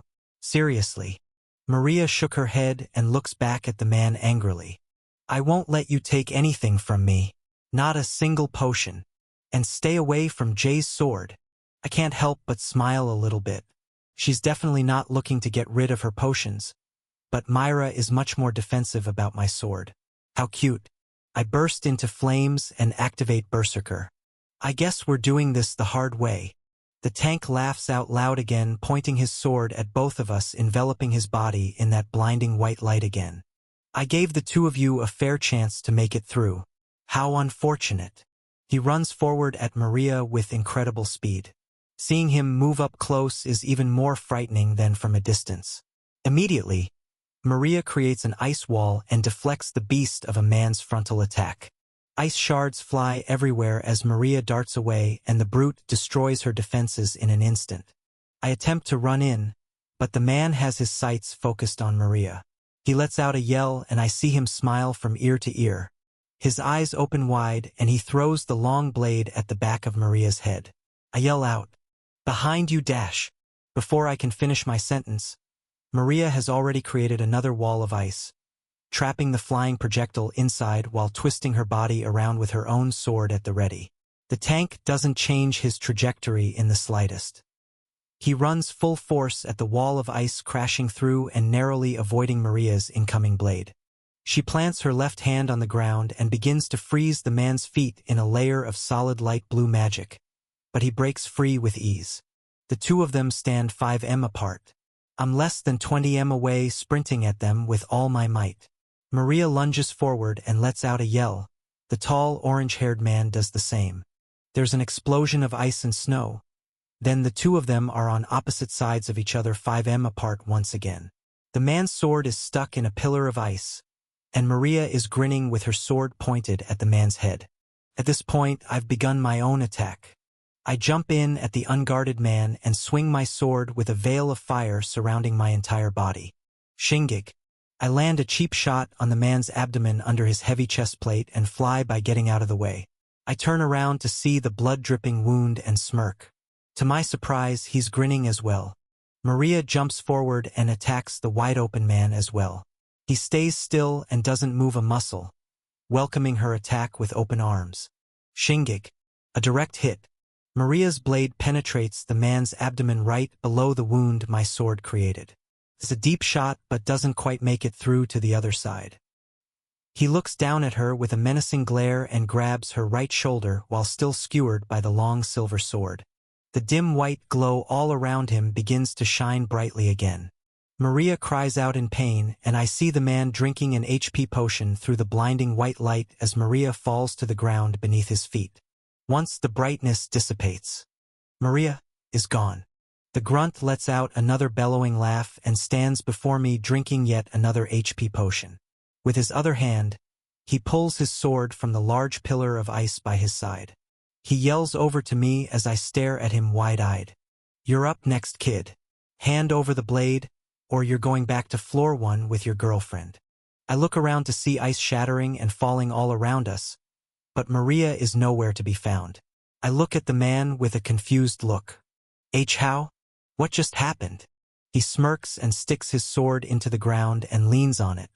"You won't make it to the next round anyways, you don't have to know. With an attack like this, you're no match for me." He laughs and points to the area on his abdomen that I'd cut earlier. It's been healed with an HP potion since. I've faced 46 of you shrimps so far. Only 11 have dropped their loot, the rest have been sent back to floor 1 or an early grave. Not a single hunter has bested me today. He eyes my burning blade. "So be a good little hunter and hand it over. You can't beat me. I'll kill you on contact. Fighting me is pointless." I scoff at the man and don't bat an eye. "On contact, huh? Bring it on." He smirks. "You're lost, kid." Then he lunges forward with his sword straight ahead and his left hand outreached. I dart away as fast as I can, leaving a trail of fire behind me. The orange-haired tank is close behind and gaining on me. He's even faster than before. This man was holding back. I let out a yell and try to move my legs faster than they'll possibly move. His voice rings out from behind. "Come on, boy. Give up the sword and you'll pass this exam." I turn my head to see him less than 3 meters away, glowing white and reaching his hand out to grab me. With a yell, I activate one of my new skills in desperation. Bloodlust. I feel a powerful surge of energy enter my bloodstream, flowing from my heart to my stomach, then all the way down my legs, deep into the vines in my toes. My right foot grips the hard ground and I'm propelled forward with a burst of new speed and power. My flames glow brighter and the aura of my berserker skill mixes with the dreadful new aura of this bloodlust skill. The grunt on my tail is lost in an instant. My new increase in speed and agility boost me forward, saving my life at the last possible moment. I create a 10m gap, then turn around to face the man with a brand new murderous stare in my eyes. This new power feels incredible. All I want to do is kill. He stops in his tracks as well and looks me up and down. "So you're quick, aren't ya?" I run at my prey without a second thought. The exchange is quick, but doesn't go as well as expected. We both lock eyes and run at each other. The man in front of me drops his sword. With both hands in the air, he's just running at me like a maniac with wild bloodshot eyes. "Come here." I grit my teeth and focus on my target with tunnel vision. I need to hit him, but I can't get hit. All of his past victims flash before my eyes. They only die on physical contact when he touches them. Shingig. A direct hit. Well, kind of. I manage to leave a small gash on his right arm. He bleeds a bit, grunts, then turns to face me with an insane smile across his face. I charge at him again. Shingig. Another hit. On his left arm this time. A small gash. But I just need to keep him occupied for now and drain his HP. We turn to face one another and complete the exchange again. Shingig. Another gash appears on his right arm, dripping blood until the small amount of flame residue left behind burns the wound shut. Then we run at each other again. And again. And again. I've landed 6 hits in a row on this beast and he's showing no signs of slowing down. I can't hit any vital spots because getting too close to the body will leave me wide open for his attack. I need to stay a full sword distance away at all times to be safe. I run at the man again. He runs at me. I focus on making a small wound on his right arm, then darting out of the way as fast as possible, just like my last half a dozen attacks. But at the worst possible moment, 5m away from the glowing man, I begin to slow down. The flames on my blade begin to flicker, and the aura around my body starts to glow dimmer. I've run out of MP. In the chaos of battle and adrenaline rush of my new bloodlust skill, I've completely neglected to conserve my energy. The tank in front of me begins laughing maniacally and yells as he grabs my left shoulder. "You're done, kiddo." My vision goes white and I feel a searing pain flow through my entire body. It's like 1,000 tiny swords are stabbing me all over, and all at once. It's hot, then cold, then super hot again, then finally freezing cold. It's one of the oddest sensations I've ever felt. I yell out in pain as I fall forward, attempting to catch myself with my sword on the hard ground. With blurry vision, I look up to read my status at 35/1490 HP and 0/1490 MP. The orange-haired tank is towering over me while drinking an HP potion and grinning ear to ear. Looks like I've gotcha now. Any last words? Chapter 88. Test 1. Time remaining. 19 hours. I let out a yell and push myself backward using my sword as a propellant. The massive man glows brightly with his hands outreached toward me. I throw myself back about 5 m in the air with all my strength while digging through my item box vigorously. A handful of HP potions fall onto the floor before an MP potion finally pops out. I lock eyes with the man as I rip the cork off it with my teeth and chug it down as fast as humanly possible. All of a sudden, he stops running at me and places his hands on his hips. That's all I needed, kid. This could have been over a lot sooner. With this brief moment of rest, I keep my eyes locked on the brute and aimlessly grab at the floor around me until I make contact with an HP potion. I gulp down its contents without hesitation as the man just stands in silence grinning. The orange-haired tank eyes me up and down while standing in front of the sword I left stuck in the ground before him. His smirk widens and he grabs it tightly, attempting to pull it from the hard dirt. Arf, damn you little s-. The grunt's hand bursts into flames as the sword begins to glow bright red. My eyes widen as I remember it's bonded to my blood. No other person can possibly wield it without being burned. The man begins to glow white with an anger-filled expression across his face and runs at me. I activate Bloodlust, then turn to run. There's no way I can get hit by an attack like that again. It decimated all of my HP in less than a second last time. It was nothing more than pure luck I made it out of that exchange. He won't get distracted by my sword next time either. Alright, my sword.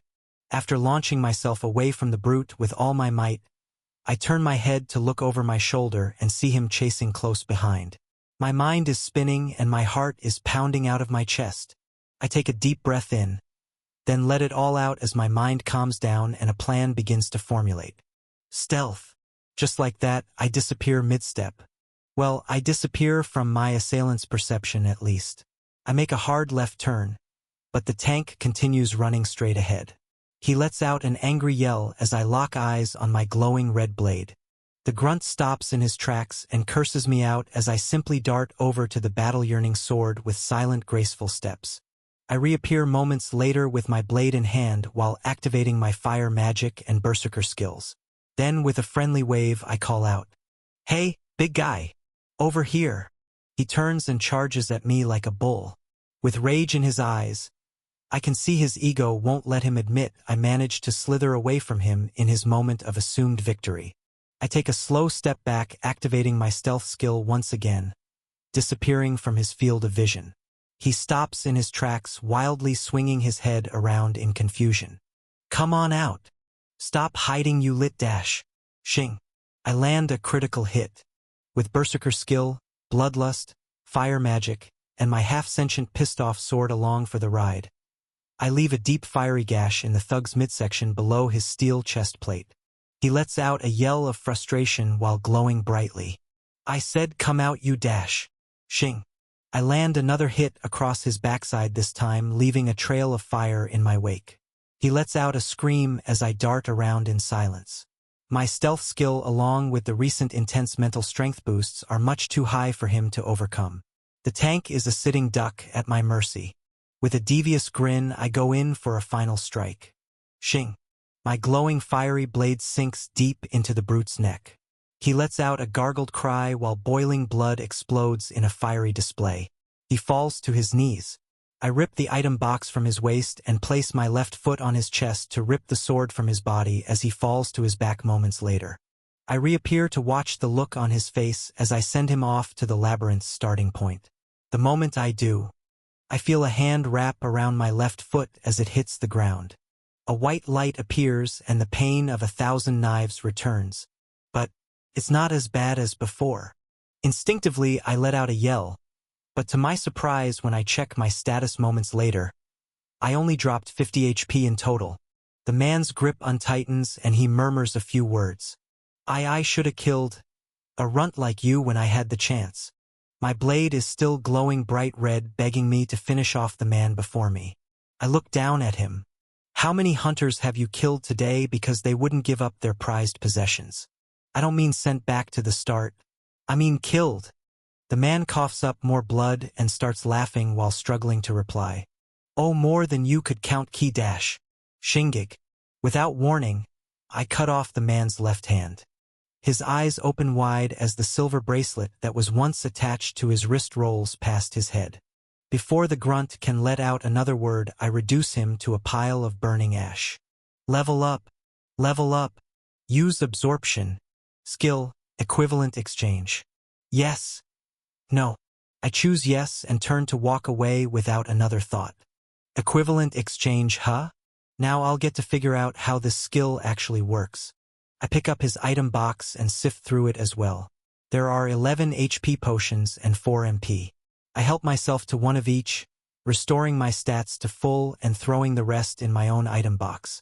I turn to look at the gear left behind by his burning corpse but scoff at the thought of it. I'll let that stolen gear rest in peace, along with its past owners. Dungeon Walker. A dark swirling portal appears in front of me and I step in to take a look around. In my mind's eye, I can see every floor below me in this labyrinth with crystal clear precision when I focus hard enough. Where are you? I sift through every lower layer, but there's no sign of Maria. I know we agreed not to wait for each other, but I only said that because of Bruce and Nessa's company. I let out a sigh and step into the floor 1 dungeon. She must have not re-entered. I step into the familiar Horned Rabbit dungeon and look around, activating enemy detection just to make sure Maria is definitely not here. Either way, it's pretty peaceful on this floor. I'll have to come back sometime. After a short 200m walk, I exit the labyrinth, making my way back to the outside world. The sight before me was not expected. There must be at least 50 hunters, all standing around with their heads hanging low, talking and trading magic items. The scent of despair fills the air, as all of the men and women here have certainly given up on passing the exam this time around. They all look up at me with awkward stares. It must be an odd sight for someone to step out of the labyrinth after all. With their bracelets still intact too, I gulp lightly and scan the group of people while activating enemy detection to try and lock onto Maria's unique level signature. Before I can even do a deep search, I hear my name being called out from behind the crowd. Jay? Why you came back? How? Maria runs out from behind the closely gathered hunters while wiping tears from her face and attempting to smile. I did, of course I did. She jumps at me with her arms stretched out wide and a face filled with hope again. I catch Maria mid-arm and chuckle a little while comforting her the best I can. After a few seconds, she drops back down to the ground and we lock eyes with a more serious expression. I nod with a smile. Come on, we have an exam to pass. I turn my head, motioning for us to re-enter the labyrinth. Many hunters in the crowd start laughing and whispering various inaudible words of doubt to their fellow hunters while we walk off toward the floating green portal. Both of us pay them no mind and step through with grins across our faces. The second we enter the first floor away from prying eyes, I create a new mode of transport. Dungeon Walker. Maria immediately realizes this dark portal of mine can teleport us much further than the small trip she experienced earlier. Moments later, we step through and arrive directly in front of the floor 10 boss room. I smirk as Maria takes out her sword. Ready? She nods. Ready. We both jump through. It's time to challenge the final boss. Chapter 89. Test 1. Time remaining 18 hours. The boss room is darker than I expected it to be. The hard soil remains the same, but the artificial sunlight has left the sky. In the distance, I can see the familiar large cave-like walls wrapping upwards to create a closed-off arena for this boss battle. Maria and I stand side by side with our swords at the ready. She begins to glow blue as my flames begin to flicker to life. Silence fills the room as we wait in anticipation. I scan my surroundings with inspect, enemy detection, and appraisal. Seconds later, 6 red glowing eyes emerge from the darkness before us. The sound of heavy chains clanging together rings throughout the cave, and a burst of flames lights up the enemy that walks out from the darkness. LV 261. Active items. Cursed shackles. Fire aspect. Active skills. Intimidation. Bloodlust. Buffs.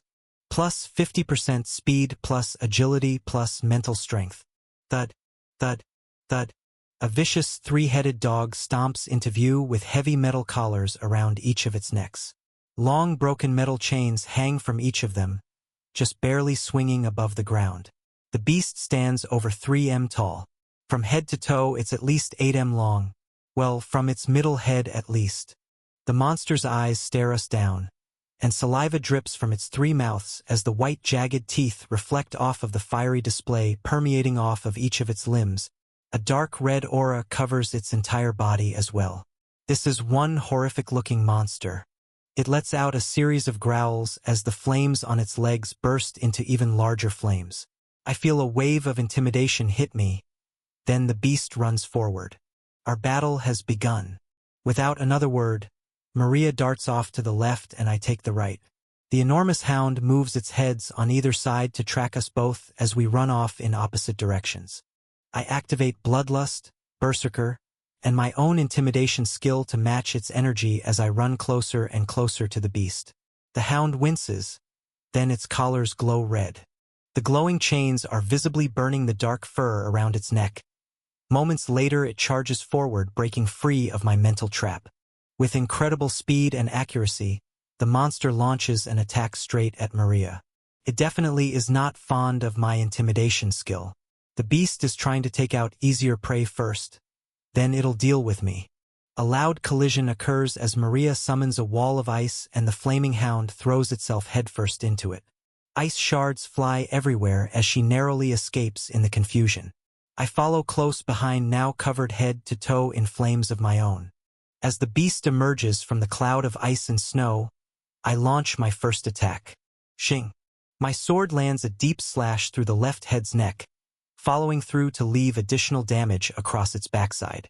It lets out a murderous roar as the chains glow red again, creating plumes of smoke from the burning fur and flesh.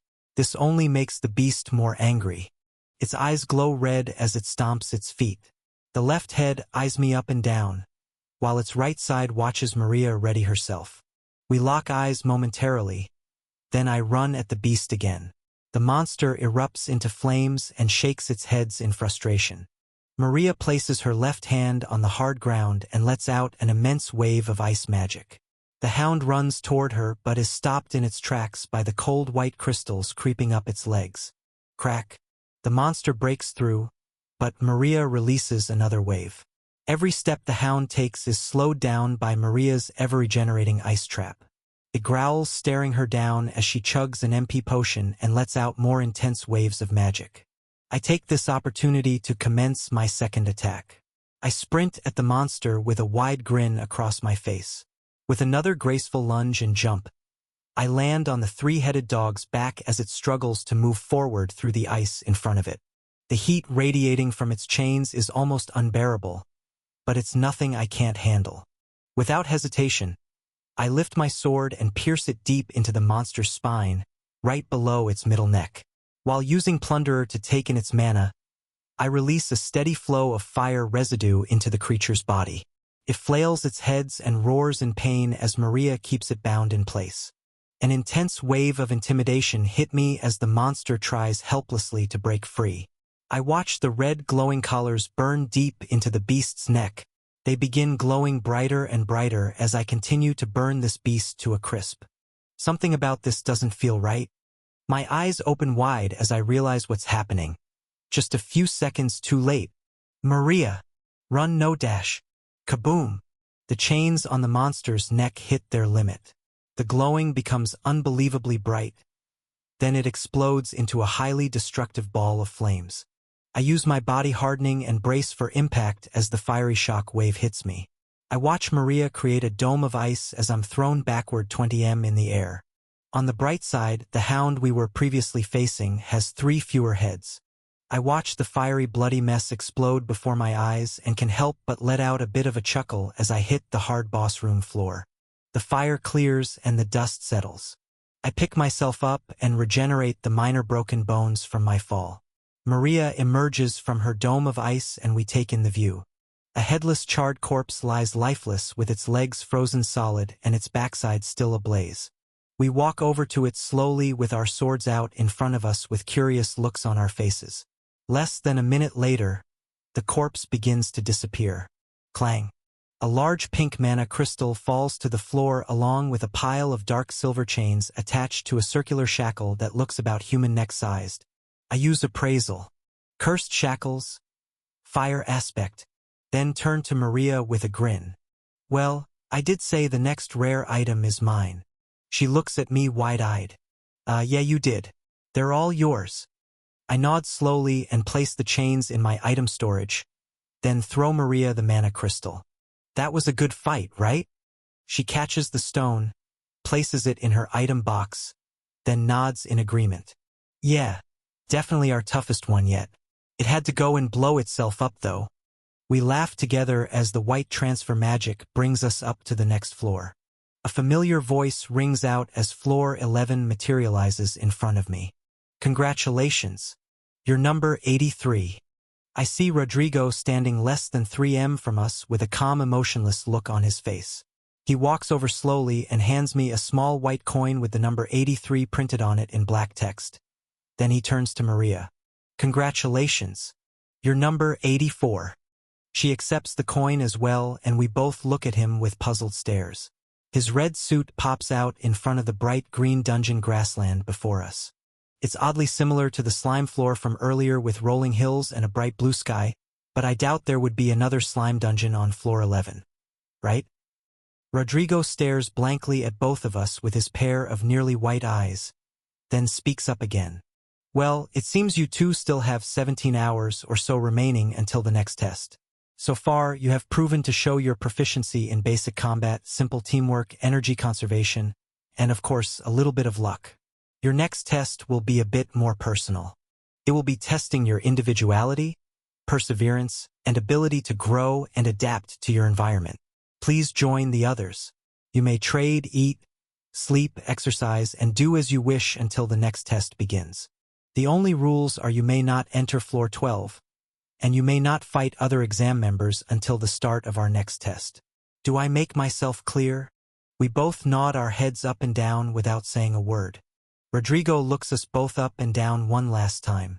His eyes stop momentarily at the sight of Maria's left wrist. Well, very good. Please do join the rest of your exam mates. He glows white and steps to the side. I can't believe my eyes. Seemingly out of nowhere, the air begins to ripple in front of us to reveal a massive white fair tent. Underneath it, there are well over 50 large wooden tables and 30 or so smaller private sections along the tent's outer edges that have multiple beds inside them. The other 82 hunters are all crowded around the center area of tables trading gear, gambling with potions, talking with each other, and relaxing in a casual manner. I see teams from the association, small guilds, some elite guilds, rogues, and even a few noble-looking squads. These are the best here. Well, at least the fastest of the fast. I take a closer look to see if I recognize anyone in particular as we begin to walk over. That one team in shiny gold armor with the barrier summoning skill is here, and also that duo with the lightning skill and defense buffs. I recognize one team of rogues from outside the labyrinth too. They're a team of 3 with high levels and unusual gear. The man with the speed cloak and snake tattoo on his hand stands out the most to me. I continue scanning the crowd, attempting not to make eye contact with any of the yellow armband-wearing guards surrounding the tent. Then I see a familiar face staring at me, waving happily. You guys made it. Nessa smiles and motions for us to come over to the table she and Bruce managed to get for themselves. I wave back and we begin to walk over toward them. Maria follows. What a bizarre sight to see in a dungeon. I guess now all we can do is socialize and wait for the next test to begin. Chapter 90. Time remaining until test 2, 17 hours. We walk over to sit across from Bruce and Nessa at a long wooden table. I scan the area to see more and more unfamiliar faces. Some smile while others glare. A few seem to be in the private, closed-off areas resting as well. Maria keeps her left arm under the table. Nessa speaks up first. So what happened? You took so long we thought. I smile and interrupt. We came to an agreement with that stubborn orange-haired brute. It just took a while, long story.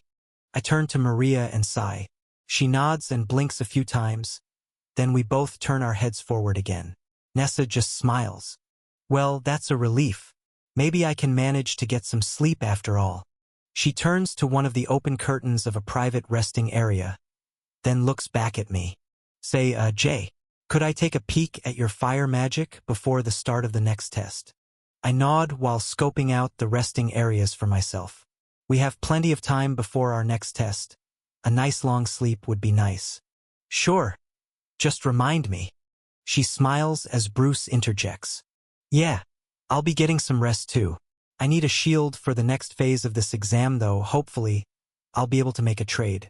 I'm sure some of the less skilled hunters will be arriving as time ticks down. They'll surely need a leftover potion or two for a sword right. He scans the crowds looking for anyone willing to give up their shield. I can see a bit of fear in his eyes. Most of the items being traded are just potions and dropped loot from the floors below. Not many people are giving up their weapons. I do feel kind of bad. I completely forgot about his shield. With the adrenaline from battle and the mission to get Maria back, retrieving their lost gear totally slipped my mind. I speak up and look Bruce in the eyes. Well, I'm sure you'll find the right person willing to trade eventually. He nods slowly. Thanks. I survey the crowd one last time and decide there's not much else I want to do right now but sleep. It would be the most productive thing right now. Unless I turn to Maria. Hey, I'm going to get some rest. Could you come with me real quick? Her eyes perk up as I point to an open curtain of a resting room nearby. She quickly agrees and we both stand up. Nessa spiaks. Well, that was fast. See you in a bit, I guess. Rest up. We leave moments later with a wave. Upon entering the small curtained-off room, I look around. There are 3 small cushioned beds on all of the walls, not counting the entrance. The room is about 3 m long and 3 m wide. As I shut the white curtain, the room stays softly lit with a white glow. I turn to Maria. Do you need anything? I'll be out for a while. She stares at me with a confused look. You'll be out for a while? I grin and turn to the back wall of the room. Dungeon Walker. A large black swirling portal appears in front of us and Maria's eyes open wide. Oh, you can leave. I nod with a slight grin. The only rules were no fighting and no entering floor 12. He never said we can't leave the exam site and come back later. She shakes her head. No. I meant you can physically leave a dungeon with that transport magic? See, can I come with you? Oh, you can also come, sure. I pause, then continue. We'll just need to be back before anyone notices. I guess with the curtains closed, no one will enter for a while. Maria smiles wide. All right, let's go. Without another thought, I take Maria by the hand and step through the black swirling portal, moments later letting the multitude of past dungeon images fly through my mind until I find the one I'm looking for. The oh-so-familiar starter dungeon back in our hometown is our destination. We step out moments later and I feel a wave of mana leave my body. I open my status instantly to see what just happened. Status open. Name Jay Soju. Level 299. HP 1245/1500. MEP 360 1500. Strength 724 plus 630. Speed 862 plus 517 plus 259. Agility 892. Defense 646 plus 258 plus 226 plus 162. Mental strength 724 plus 145 plus 333 plus 290. Skills: absorption, swordsmanship, combat magic, fire summoning, inspect, special grade, enemy detection, Body hardening, special grade, self-regeneration, spatial magic, item storage, plunder, telekinesis, appraisal, special grade, conceal, dungeon walker, intimidation, dagger mastery, stealth, bloodlust, equivalent exchange, items equipped, golden wolf ring, plus 20% mental strength, cyclops eye pendant, plus 40% defense, dark elf boots, plus 60% speed, the flame emperor's sword, fire aspect, plus 87% strength, plus 46% mental strength, ring of protection, plus 35% defense, griffin's talon, plus 40% mental strength, enchanted silver ring, plus 30% speed, ring of protection, plus 25% defense, Rodrigo's silver bracelet.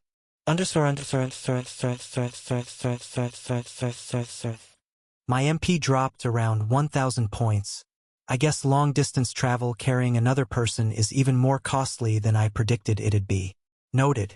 I take a few mana crystals from my item storage and use Plunderer to bring my mana back up to full. As I do so, Maria looks around the grassland dungeon in awe. This is. I interject. Yup, we're back home. Her eyes open wide. I just nod and start walking toward the dungeon exit. She takes in the view for a few more seconds, then runs after me as we jump out into Alpine Park. The trees are swaying in the breeze and the lake in the distance shimmers, reflecting yellow light from the low evening sun. A few minutes later, we walk into the village market without saying another word. This isn't exactly what I thought we'd be doing today, but I'm not complaining. I grab a handful of silver and a few gold from my item storage and throw them in my item box on the way over. We walk through the middle of the market and I hear an old familiar voice. Hey, if it isn't Jay. How you doing, kid? My old merchant friend greets me with a smile. I look through all of his gear, but nothing special stands out. The only thing worth buying here is every last one of his MP and HP potions. The merchant only has up to D class in stock. Unfortunately, they only heal 1250 points each. I'll have to keep that in mind. Maria takes the MP potions along with a few HP. I hoard the rest of the glowing green bottles for myself. With a pair of friendly waves, we leave the town center and sit down at a local family restaurant. Our food comes soon after. We feast as the sun begins to set slowly below the horizon. Once we finish with the well-deserved meals, a wave of exhaustion hits both of us, but Maria especially. I can see her eyes struggling to stay open as we wait for the bill. I chuckle a little, then leave a silver coin at our table. We set off before the waiter comes back. Hope he enjoys the tip. With tired eyes and heavy limbs, the 30 hours of dungeon diving finally catches up to us as we walk up our long apartment building steps. I speak up while my door clicks open. 10 hours. Then we go back. Maria nods, then tries to open her door. She's sifting around in her item box for a little longer than normal. Then I remember her key must be in her old pouch back in the capital. Maria squats down and reaches under her doormat to pick up a spare, then clicks the door open moments later. Night, Jay. 10 hours. Got it. I let out a long quiet sigh as she closes her door, then turn around and walk back down the apartment stairs. There are a few more things to do tonight. Sleep can wait. I stop by the corner store and buy a large case of water, some fruits and dried meats. Anything that looks similar to the items in our gift box from earlier. I put them all in my item storage and make my way back to the dungeon as the sun fully sets. Dungeon Walker.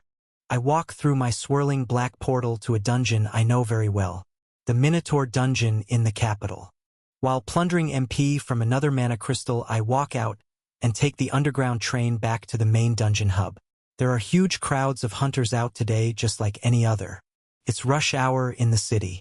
I walk to the market and hear the voice of my other old merchant friend. This is the first time I've seen both of them in such a short amount of time. They do seem oddly similar. I wave as I approach. How are you, old man? Not too bad. What can I do for you today, kid? I look around his shop for a moment, eyeing the swords, shields, and various magic items hanging on the walls. Show me all your best items. Let's just say, I'm getting ready for a big battle. He grins and looks me up and down, then starts sifting through the hidden underside of his counter. Oh yeah? You've already got a lot of items on you there. Make sure you don't hit the limit. I raise an eyebrow and look at him with a bit of confusion. The limit? What do you mean? The old man places 2 gold rings on the table. One of them has a small blue gem on the face of it. The other one is solid gold. After that, he places a heavy steel shield, a silver long sword, and a pair of black daggers on the counter as well. He grins. Unless you've ranked up or have a special skill, most hunters can only handle stacking 10 magic items at once. Again, I look at him with a confused stare. Ranked up. He nods, then points at the items on the counter. Yeah, mostly nobles and high-ranking government types go through the rank-up process eventually. I'm not exactly sure how they do it, I just know it's possible. Anyways, take your pick. This is the cream of the crop. I just nod and use appraisal. Ring of Protection plus 30% defense. Enchanted Gold Ring plus 30% mental strength. Enchanted Steel Shield plus 300 defense. High Ogre's Sword plus 300 strength. Enchanted Dagger Set plus 300 strength plus 300 agility. I examine the items while thinking quietly to myself for a while, then speak up. How much for the shield and daggers? The merchant looks at me curiously. Really? I never would have guessed you'd jump on those two. I nod slowly, then place 2 gold coins on the counter. Will that do the trick? The merchant's eyes light up. Most definitely. I push the coins forward and throw the shield and daggers into my item box. Appreciate it. I'll be back soon with some items to sell, so get ready to give me a good selling price on those 2. The merchant takes the coins and smiles. Of course, I'll be waiting. Have a good rest of your night, Jay. With a wave, I leave. Sure, the price could have been haggled down a little. Well, more like a lot. I'm just not in the mood. He can keep the change. The city's night sky is beautifully clear tonight. I stroll around admiring the world, enjoying my taboo freedom as I should still be in the labyrinth. With a grin, I eventually make my way back to the dungeon hub. The early stars shine white in the slowly darkening sky. There are even more hunters lined up outside the closer I get. It's usually pretty crowded around this time, but this is crazy. A loud voice calls out from the crowd. All high-level D-class teams and C-class hunters. Calling all high-level D-class teams and C-class hunters. There's been a break in the Lizardman dungeon. We need immediate help eradicating the monsters. I repeat. A blonde-haired young man in a Hunters Association uniform stands in front of the gates yelling over and over about a dungeon break. The closer I get, the more and more it makes sense. The association must be understaffed because of the exams. Most hunters are avoiding eye contact with him, but a few stand by his side. I approach with a curious grin. Chapter 91.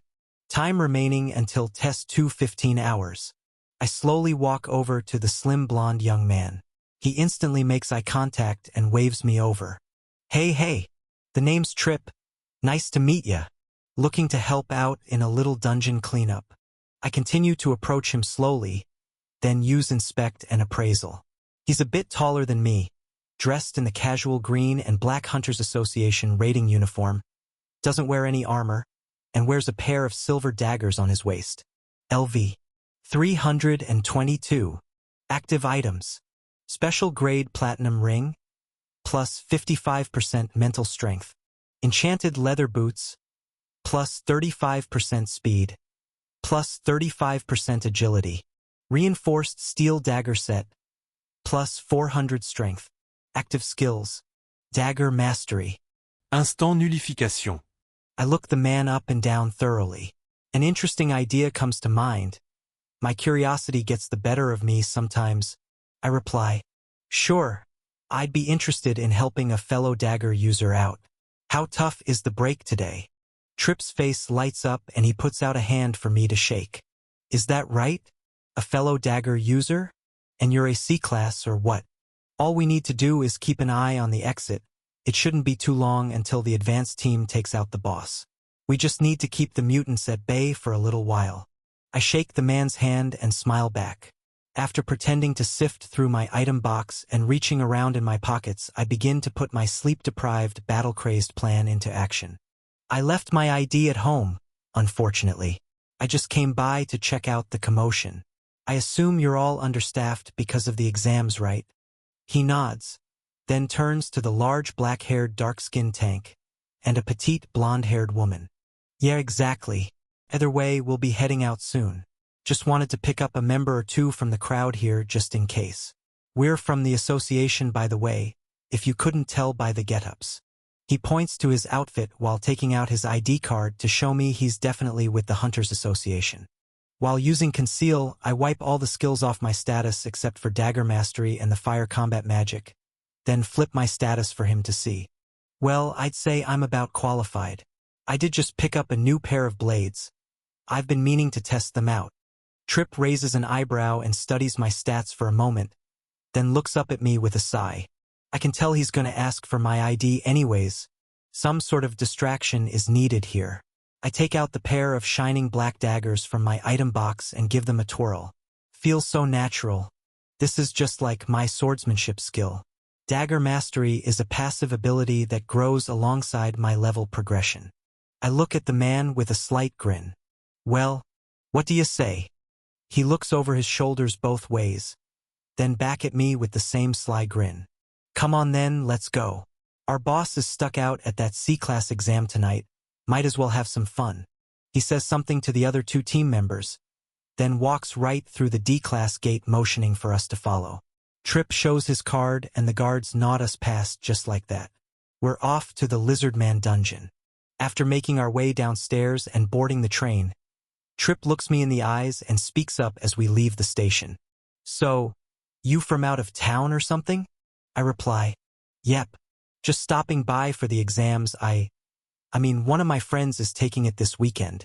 He smiles. Oh, nice, nice. You do seem familiar, though. I could have sworn I've seen your face somewhere before. I gulp. Yeah, maybe. I come to the city a lot. Might even get a place here soon. Oh yeah. Yeah, it's nice out here. Trip stands up.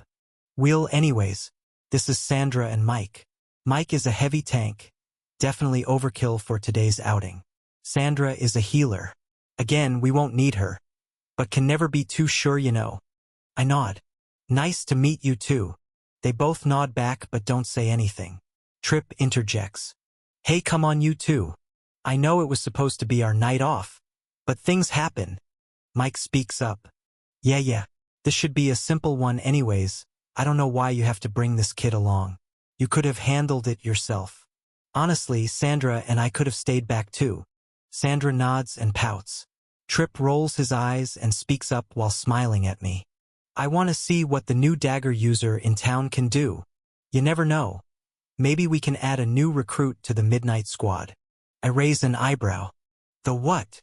Sandra lets out a sigh and interrupts. The Midnight Squad. It's what Trip likes to call our night shift duties. I grin, then let out a little chuckle. Mike laughs lightly as well. Trip jumps back in. Hey, it's a cool name. Anyways, this will take half an hour at most. Our only order is to guard the exit until the raid team finishes up in the boss room. Got it. We all get serious as the train comes to a screeching halt. Got it. Moments later, we all climb the escalator and jump through the glowing red portal to enter the Lizardman dungeon. I look around the moment we arrive inside. It's the same arid desert wasteland I remembered. The air is dense with excess magic though. We all walk forward about 50 m. Then Trip speaks up. All right, this is good. Jay and I will fight out front. I want to see what he's made of. Sandra and Mike, feel free to stay back. I'll only need help if there's some outrageous mutant here. The healer and tank stop in place and start up a casual conversation as I walk up front to join Trip. So, are there breaks like this in the capital often? The hot desert continues to beat down on us with its bright artificial sun. Trip replies, yeah, we get 1 or 2 a week. It's not such a big deal. This one was just a little out of the ordinary. The Lizardman dungeon is fairly stable. It must be a bit of recoil from the surge last week. I nod and start playing with my daggers, looking out into the distance. Makes sense. After 10 minutes of waiting around and constant complaining from the two hunters behind us, a small dust cloud appears. I point it out with the tip of my right blade. Looks like we'll finally have some company. Trip grins. The wave is here, we were just on time. Sandra's voice rings out. We were 10 minutes early. He continues. Anyways, the first fight's all you, Jay, yet me see what you've got. I eagerly continue to twirl my daggers. They're definitely not as invigorating and stat-boosting as my sword, but a quick trial run before going back into the labyrinth is exactly what I wanted. I use Inspect and Enemy Detection. 150M. LV. 269. LV. 266. I smirk as the two mutant lizard men come into view. They're each around 3.5m tall, with dark green scaly skin and light armor. One is carrying a long spear and the other carries a shining silver sword. Their humanoid features stand out in their torsos and lower bodies, but their heads are of pure lizard. Those yellow beady eyes lock on me as they approach, and their long red tongues flail about as they let out battle screeches. I nod to Trip and run at the monsters. I ignite into flames and immediately activate Bloodlust. My body and blades are both completely engulfed in flames. The crackling fire around me hides the ominous aura. I just want some extra speed to show off. The two scaled beasts lunge at me with their spears. I jump through the middle of them with a graceful twist, narrowly dodging their attacks, letting my daggers whistle through the air outreached on either side of my body. Shing! Leaving trails of fire in my wake. The two lizardmen's heads topple to the ground. I turn around, deactivating my skills, and give a slight bow. Trip nods slowly as I walk back in their direction. Not bad, not bad. He looks me up and down. You wear a whole lot of jewelry. Are those all magic items? Are you going to war or something? We both let out a laugh, then I reply. Is it a lot? I just thought I might as well wear them all. The more power the better, right? He sighs. The more power the better? I guess so. We both stare off into the distance as another dust cloud appears. I turn to Trip. You're up. He smiles and steps forward. The man takes the daggers from his waist and eyes the approaching enemies. Pack of 3 shows up moments later. 2 lizard men lead the charge. They're level 267 and 268. They both carry long silver spears and look identical to the ones I faced previously. The third monster looks much different. It's slightly tinted red and carries a long wooden staff. It's level 277. Trip turns back to me before sprinting off toward the beasts. Looks like I got the fun ones. I watch him curiously as he charges forward at the trio. Shingig. The dagger user bobs and weaves through the oncoming spear attacks and does a near picture-perfect copy of my jump and spin move from earlier. Minus the flaming blades, obviously. The heads of the two beasts fall to the floor as he mimics my bow, then smiles and turns to the odd-looking lizard man. To my surprise, the monster ignites its body into a ball of fire. I use Appraisal. LV. 277. Activate items. Lizard King's Staff. Plus 40% mental strength. Active skills. Combat magic. Fire summoning. My eyes open wide as I watch Trip face it off.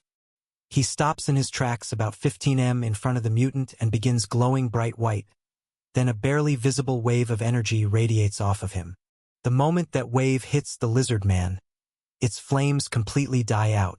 The beast stands there in confusion as the dagger user sprints forward and readies his blades. Seconds later, the mutant's head rolls to the dungeon floor next to its underlings.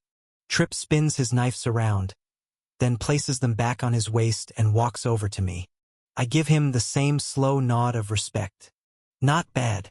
That's a nifty skill you've got there. He grins. You showed off, so I had to as well. I smile back, but in reality, I'm a little bit scared of what that skill can do. It's a good thing we're on the same team here. We continue our friendly competition for the next 15 minutes or so as we cut down half a dozen more waves. Each of them increases in level and size just slightly. The last one had a level 289 mutant fire user. I got to fight it. The mutant was pretty strong, but I managed to easily overpower it. All of the monsters dropped a good amount of loot as well. I kept a few handfuls of mana crystals, 2 spears, and even one of the mutant staffs. I'll have to bring it to the market later to see how much it's really worth. Trip gave me a quick lesson on the rarities of elemental magic in dungeons as well. Apparently fire magic is the most common. Lightning comes next, then earth, followed by ice, water, and wind. Then lastly, the 2 rarest types of magic are light and dark. I also got a bit nosy and asked how much the Hunters Association pays them for this work. Apparently, they get paid 3 gold a month to be on active guard duty cleaning up any potential breaks, or whatever extra things the Midnight Squad is assigned to do. Plus, the 3 of them go on 2 mandatory raids per week to farm resources for the association. Pretty neat gig. About 2 minutes after that final wave was defeated, the entire dungeon started glowing with a bright white light. Trip spoke up. Looks like the raid team took out the boss. We're headed back. Moments later, the transfer magic took us right back to the dungeon's entrance. The small room was filled with 9 people, including myself. A team of 5 stood there covered in blood, smiling to themselves. They're all men. There's a team with 2 tanks and 3 rogues. On second thought, they could be swordsmen. Or maybe just a bit of both. Overall, they all appear to be tough fighters. One of the tanks lifts his head to us and laughs. Hey Trip, you missed a good fight. This break was a doozy. That lizard gave us a run for our money. The other team members murmured and laughed as they all made their way down the escalator. Trip made some small talk with the tank as we followed close behind and made our way back to the main D-class platform. The tank and healer tiredly gave me a nod and waved goodbye as they went back upstairs to their post. Trip, on the other hand, had more to say. You know, I'm sure I can put a good word in for you at the association. There's always a need for more C-class and above hunters. Most move out to some of the stronger regions once they land better deals with guilds or private teams. So if you're planning on moving into the city, I'm sure you could strike a good deal for yourself. I gulp. Then remember, he still thinks I'm a C-class hunter. Sure, I insinuated that I was, but I never flat out said it. I scratch my head nervously. You know, I appreciate it, but maybe you could not put in a word? I'm sort of trying to keep a low profile. Just doing my thing, and not get the association involved. Trip squints his eyes and stares at me for a moment. A very long moment. Then he finally replies, "Well, fine by me. I won't say a word." He smiles wide and turns to go, then says one last thing. "Maybe we'll meet again soon if you'll be around more. I'll keep an eye out. There aren't many high-level dagger users out here, you know." Trip starts walking up the escalator without another word. I wave and shout out, "Hey, thanks. Was a pleasure fighting with you guys. Appreciate it. I'm just going to train a bit more." I dash. He's already gone. There's no point in finishing what I had to say, I guess. It's getting really late. I look around at the empty dungeon platform and shake my head vigorously, then murmur to myself, "You idiot. What was that? You're in the middle of an exam. What are you doing, Jay?" I take a deep breath in while looking over my shoulders, then let the breath back out. I take the next train to the closest dungeon possible. I don't even check to see which one it is. I use a dungeon walker the moment I step inside and make it back home. The walk back to my apartment feels unbelievably long. The last hour or so keeps repeating over and over in my head. I talk to myself as I walk in the dark using one flaming finger as a light. I just wanted to try out my new daggers. On the bright side, I can use them pretty well if I need to now. But dash. I gulp. I think it'll be fine. Finally, my apartment steps come into view and I make my way inside. The moment my door closes, I fall face first onto my bed and fall into a deep sleep. 8 hours later. Knock knock asterisk knock. "Jay! We gotta go." Maria is pounding on my door. I roll out of bed, stretch my arms and back, then make sure I have everything I need before opening up. "Hey Maria, how was Y dash? I slept fine, you?" I smile as she looks at me with a face full of urgency. "I slept fine too, IJ dash. Great. Let's go. There's no time to waste. She points off in the distance toward the starter dungeon as the sun begins to rise. I chuckle and shut my door. I guess you're right. We walk down the steps together and head back to the starter dungeon. It's time to get back to business. Chapter 92. Time remaining until Test 2. 6 hours. I open up a large black swirling portal and we both jump through. While holding Maria's left hand, I sift through the mind's eye image of dungeons flashing all around. Finally, I lock onto our previous position. The private room from earlier is still empty and glowing with that faint white light. Maria and I step through. As we do, I feel a massive amount of MP drain out of me. This long-distance double-passenger travel takes a lot of energy. I grip a handful of fresh mana crystals, plundering my MP back up to full as Maria looks up at me. Well, that's a relief. I thought for sure someone would have come in here by now. I reply. Yeah, I was a bit worried too. Dash. Hey, I can hear you in there. Open up. I hear a loud and deep voice from right outside banging on the curtains. Come on in. The voice replies back. I can't, you moron. These things have mana locks on the inside, you know. I can't get in unless I break this thing down. Do you think this is funny? I walk over and peek my head out of the curtain to see what's going on. A team of 3 rugged-looking men stands outside our tent looking exhausted and impatient. The same deep voice rings out from the tallest one in the middle as he gives me an angry glare. Apparently you two have been in here for over 10 hours. That's what another team just told us. Come on already. Play nice, and give us a chance to rest up too. I stare back at him filled with confusion, then turn to Maria as she walks over and pokes her head out of the white curtain as well. She replies, Sure, we're done anyways, even tidied it up a bit. The place is all yours. The two of us walk out with satisfied looks on our faces. The group of 3 mutters a few minor rude remarks and walk past us to occupy the room. Once outside, I can see the crowd of hunters trading gear and lounging around has nearly doubled in our absence. There isn't anyone immediately recognizable, so we decide to find an open table and sit down facing each other. Maria grins and looks at me with a half-serious look in her eyes. Our operation was a success. I laugh, then roll my eyes. Yeah, Operation Snack and Sleep went really well. We both let out sighs of relief as the white noise of hunters' chatter fills the air. Eventually, I reach into my storage, take out half of the food and water supplies I bought at the corner store last night, and place them on the table. Here, take these and throw them in your item box. You'll probably need them for our next test. Maria's eyes light up and she hastily puts them away. Oh, you're right. When'd you get these anyway? I begin to reply, but a raspy feminine voice interrupts me. Hey, watcha want for some of those? A short, curly brown-haired girl with 2 swords across her back walks up to our table and looks me right in the eyes. She wears a tight black shirt that shows off her slim but curly figure, short blue jean shorts, and black combat boots. The artificial sunlight of the dungeon gleams off her fingers, showing off her assorted rings. With an arrogant attitude, but a powerful voice, she repeats herself. So, stare all you want, I ask again. How much for some water and a bit of food? I look over to Maria.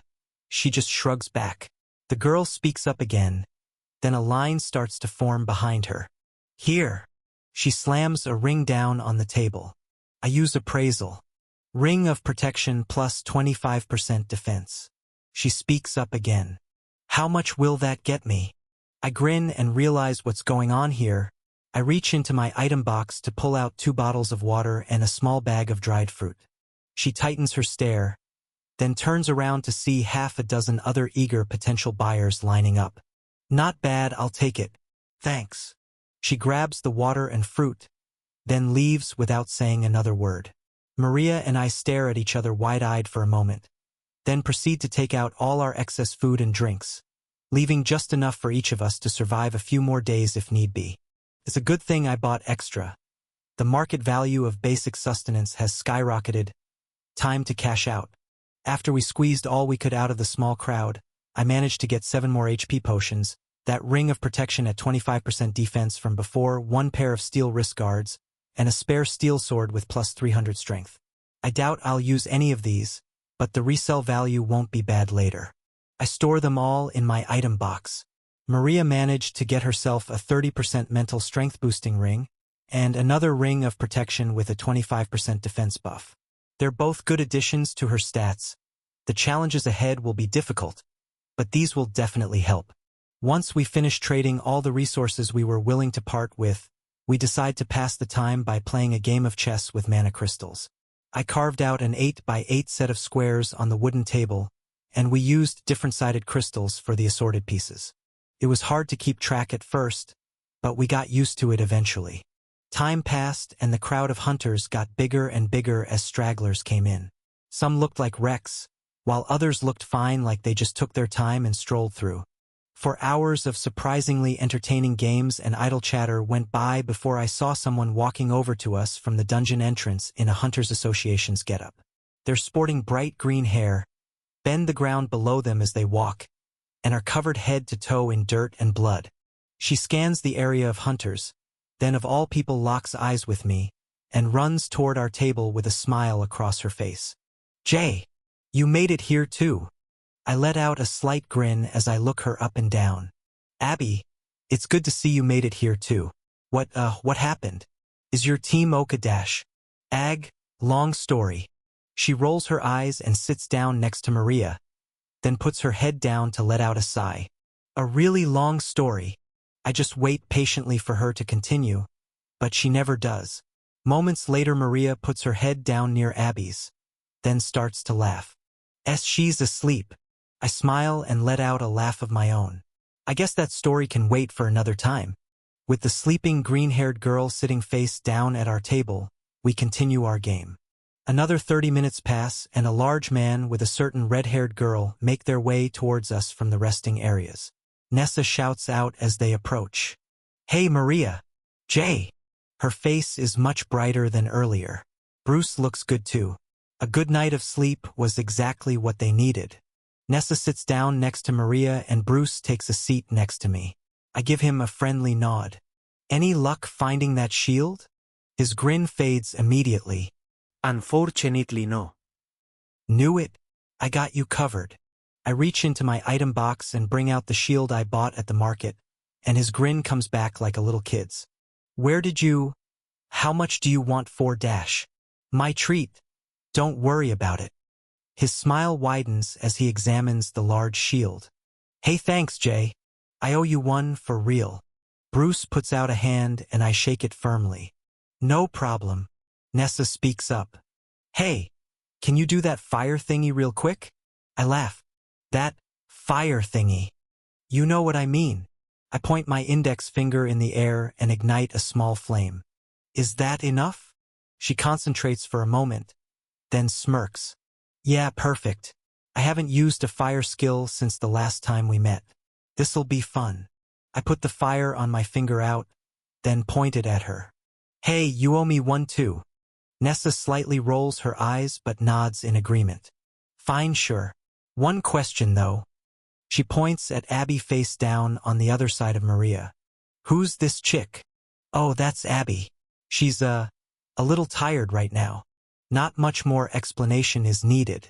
We all chuckle a bit and ignore the sleeping girl for now, continuing small talk and using my carved chessboard to entertain ourselves for another hour until a loud voice sounds from above us. It's Rodrigo. He's standing on a small white podium at the back of the tent area. "All right, with 24 minutes to spare, our 200th member has made it just in time. Test 2 will begin shortly." Maria nudges Abby and she violently shakes herself awake. Rodrigo continues. "This next test will be fairly different from your last. You may still team with as many other hunters as you'd like, but there is one exception. During Test 2, teamwork is forbidden in all boss rooms. The act of slaying bosses together will count as a disqualification." The crowd starts murmuring to each other immediately. I know this may come as a surprise to some of you. This exam is full of very talented individuals. The shot callers at the association are looking for a very specific group of hunters. so only those of you that can make it through this hardship will qualify. Teamwork is very important, but independence and personal growth are arguably even higher up on that list. If any of you wish to leave the exam, you may reach out to any yellow armband-carrying overseer at any time. They will contact me, and I will gladly give you a one-way trip back to the spawn area. Rodrigo smiles as his lifeless white eyes slowly scan the crowd. There will be monitors stationed at every boss room portal to oversee your progress. If anyone is caught trying to skip to another floor with the help of a fellow hunter, that will count as an immediate disqualification. Your personal strength is vital to your success. You must prove that you're able to take on tough challenges alone. The first 100 hunters to defeat the next 5 floors will have the opportunity to attend the final trial. You must meet me on floor 16. Many of the obstacles in front of you may be more difficult than anything you've faced before. To pass this next test, you must become stronger than you are now. This is a true test of adaptability to a unique and hostile environment. There is no time limit. You may go up and down to any previous floor to train together, but you may not face bosses as a team. 100 of you must get stronger and meet me on floor 16 all by yourself. These are the only rules. Are there any questions? The entire crowd goes silent. Very good. Test 2 starts now. I will see 100 of you on floor 16. Until we meet again. A flash of light appears in Rodrigo's place, and dozens of other flashing lights appear all around us. The numbered coins we were given earlier begin to dissolve. Potions, food, and water appear in their place. I look in my item box to see what happened to my coin. It dissolved into 4 MP potions, 4 HP potions, 2 waters, and 2 small bags of food. The coin in Abby's hand with 188, printed on it, turned into 1 MP potion, 1 HP potion, 1 water, and 1 bag of food. The more I look around, the clearer it becomes. The faster hunters get better gear, that's only fair, I guess. That's life. The coins were isolated storage systems that somehow react with Rodrigo's magic. How interesting. Many hunters are taking out their weapons, yelling, and leaving the tent area. It's like a stampede. Just like that, test 2 has begun. This is pure chaos. I look around and make eye contact with Bruce, Maria, Nessa, and Abby one by one. Well, this is sudden. Are all of you ready? I smirk and draw my sword. Bruce nods and readies his shield. Maria grins ear to ear, glowing bright blue. Nessa gives me a fiery thumbs up. Abby stares at me blankly, then salutes with a thin smile. Test 2 has begun. Chapter 93. Battle cries fill the air as dozens of hunters charge by swinging their weapons, preparing for battle. We all step out from under the guarded tent area, and that same mirage of rippling light from when we previously entered reappears. The plain, flat, never-ending grassland dungeon distorts in front of my eyes, and the genuine landscape appears in front of me. The 5 of us made it less than 50 m before stopping to stare and take in the view. 3 tall mountains stand before us. The furthest one towers over the others, easily 3 kilometers higher than the solid ground we stand on now. The bright green grass below our feet remains, but the beautiful view of snow-peaked mountains with thick trees at their bases is a breathtaking sight to behold. Hunters run off in all directions to climb the first peak. I squint my eyes to see large winged creatures flying high in the sky, casting shadows onto the landscape. Their exact features are hard to distinguish from this distance, but the excitement kills me. I grin ear to ear. Let's do this. My guess is the boss room lies on top of the tallest mountain. I smirk. Without another word, we join the charge forward into the unknown. Most groups of hunters seem to be minding their own business. It's the first floor in this new test. After all, the pressure is moderately low. There isn't much point in fighting one another just yet. After 10 minutes of light jogging and some minor deforestation, we make it through a light patch of trees that covers the base of the mountain. The teams around us have dispersed throughout the surrounding area. There are no noises of any other teams in our general vicinity. As we make our way through the heavily wooded mountain base, the abundance of plant life begins to thin out the higher we climb. Another 15 minutes pass, and I hear Maria's excited voice call out from in front of us. Hey, guys, check this out. We all hurry up to see what the fuss is and make our way toward her. The light is shining very brightly through the trees as I climb up a small rocky ledge to where Maria's voice came from. A warm smile appears across my face as I walk out onto an overlook. We all stand on the massive flat boulder free of trees blocking our view to see the other two mountains towering above us and a deep valley below. The bright yellow artificial sunlight shines down on us with a magnificent glimmer. We stare off into the distance for a moment until we're rudely interrupted by a massive gloomy shadow. The dark black outline of a large bird-like creature with wings blocks our view of the sun. It's followed by the ear-piercing shriek of a monstrous beast. Thudded. A pair of sturdy legs hit the solid rock ground 30 m in front of us. The fur is golden brown and a thin yet powerful tail wags back and forth along the stone floor. My eyes open wide in awe as a massive 5 m tall griffin glares back. The monster's towering upper body has elegant feathered wings with razor-sharp talons on its front legs. The rear has golden brown fur, a long curving tail, and the ferocious-looking claws of a lion. I grin with anticipation, but hold myself back and look over to Abby, giving her a nod. The green-haired girl steps forward, understanding my intentions. She's new to the team. I'm the only one here that trusts her or has even seen her fight. First impressions are very thing after all. She speaks up while she begins to glow green. I handle this one. Stand back. The four of us watch filled with curiosity. I quickly use inspect before their brawl just to gauge its strength. This beast is level 256. All yours. The fight begins. Abby runs at the creature, bending the rocky ground beneath her feet. The griffin lets out another ear-piercing screech as it locks its yellow eagle eyes on the glowing girl running its way. With a single wide flap of its wings, the monster takes flight and hovers over 10 m in the air looking down on all of us. Abby continues to run forward as the ground shakes violently under our feet. The rocks begin to shift, and large pillars of stone start forming in front of her. A tall, moving stone staircase of pillars erupts from the ground as she runs forward, stepping gracefully to each one, flying high in the air to meet the winged beast at its level. With blinding speed, the griffin makes its move. The front legs, armed with talons, stretch out in front of it as the monster dives forward to attack its prey. Abby places her hands to her sides and two large spears of rock materialize from the pillars she walks on. With talons and spears at the ready, the two collide moments later in a deafening clash. Clang! The sound of the reinforced stone hitting the harder-than-metal talons creates the sound of steel swords colliding as the two warriors clash. Sparks fly. They seem to be on even grounds at first. Both opponents stop in their tracks, but a true victor is soon to come out on top. Abby glows even brighter, and the spears of rock holding the griffin back begin to deform and melt.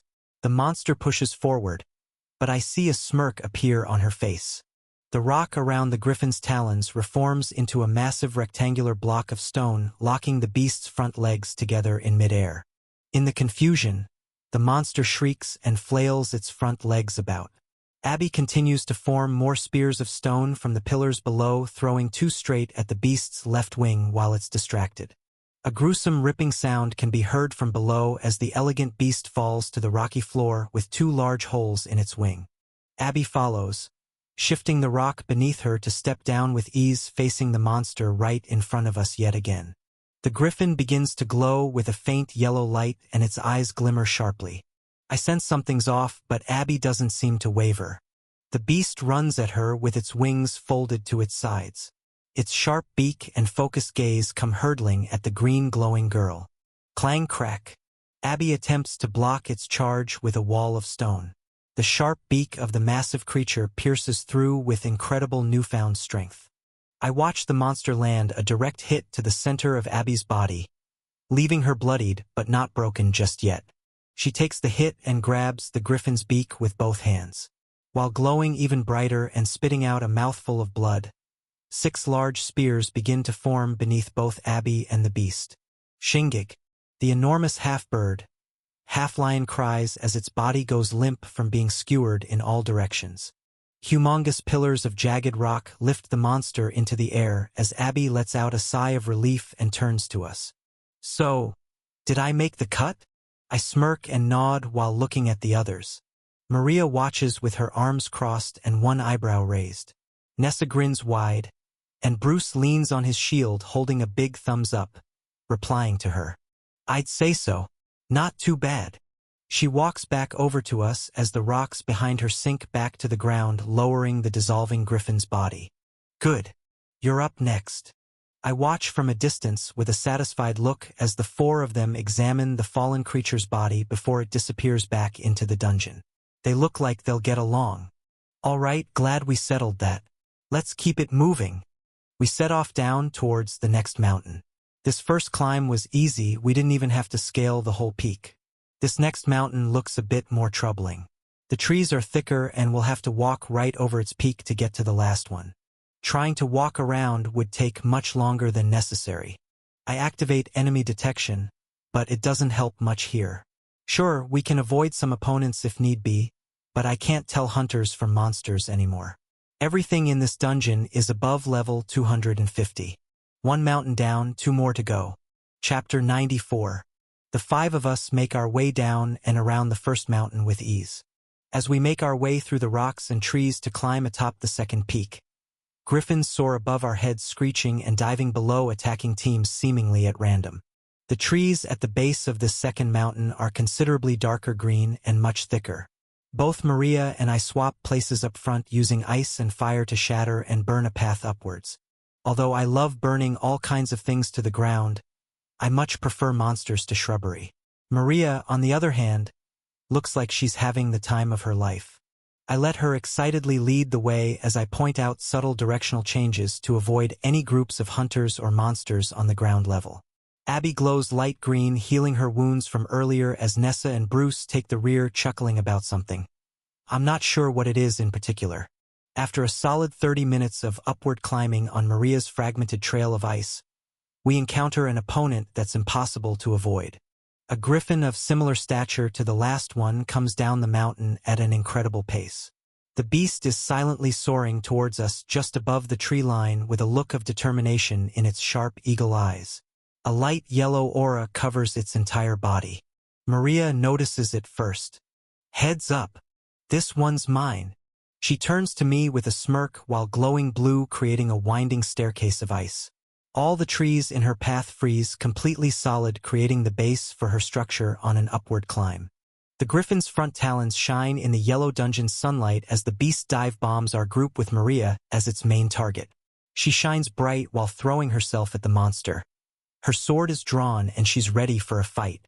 The griffin screeches as Maria jumps into the air, pushing herself further and faster with a wave of ice from behind.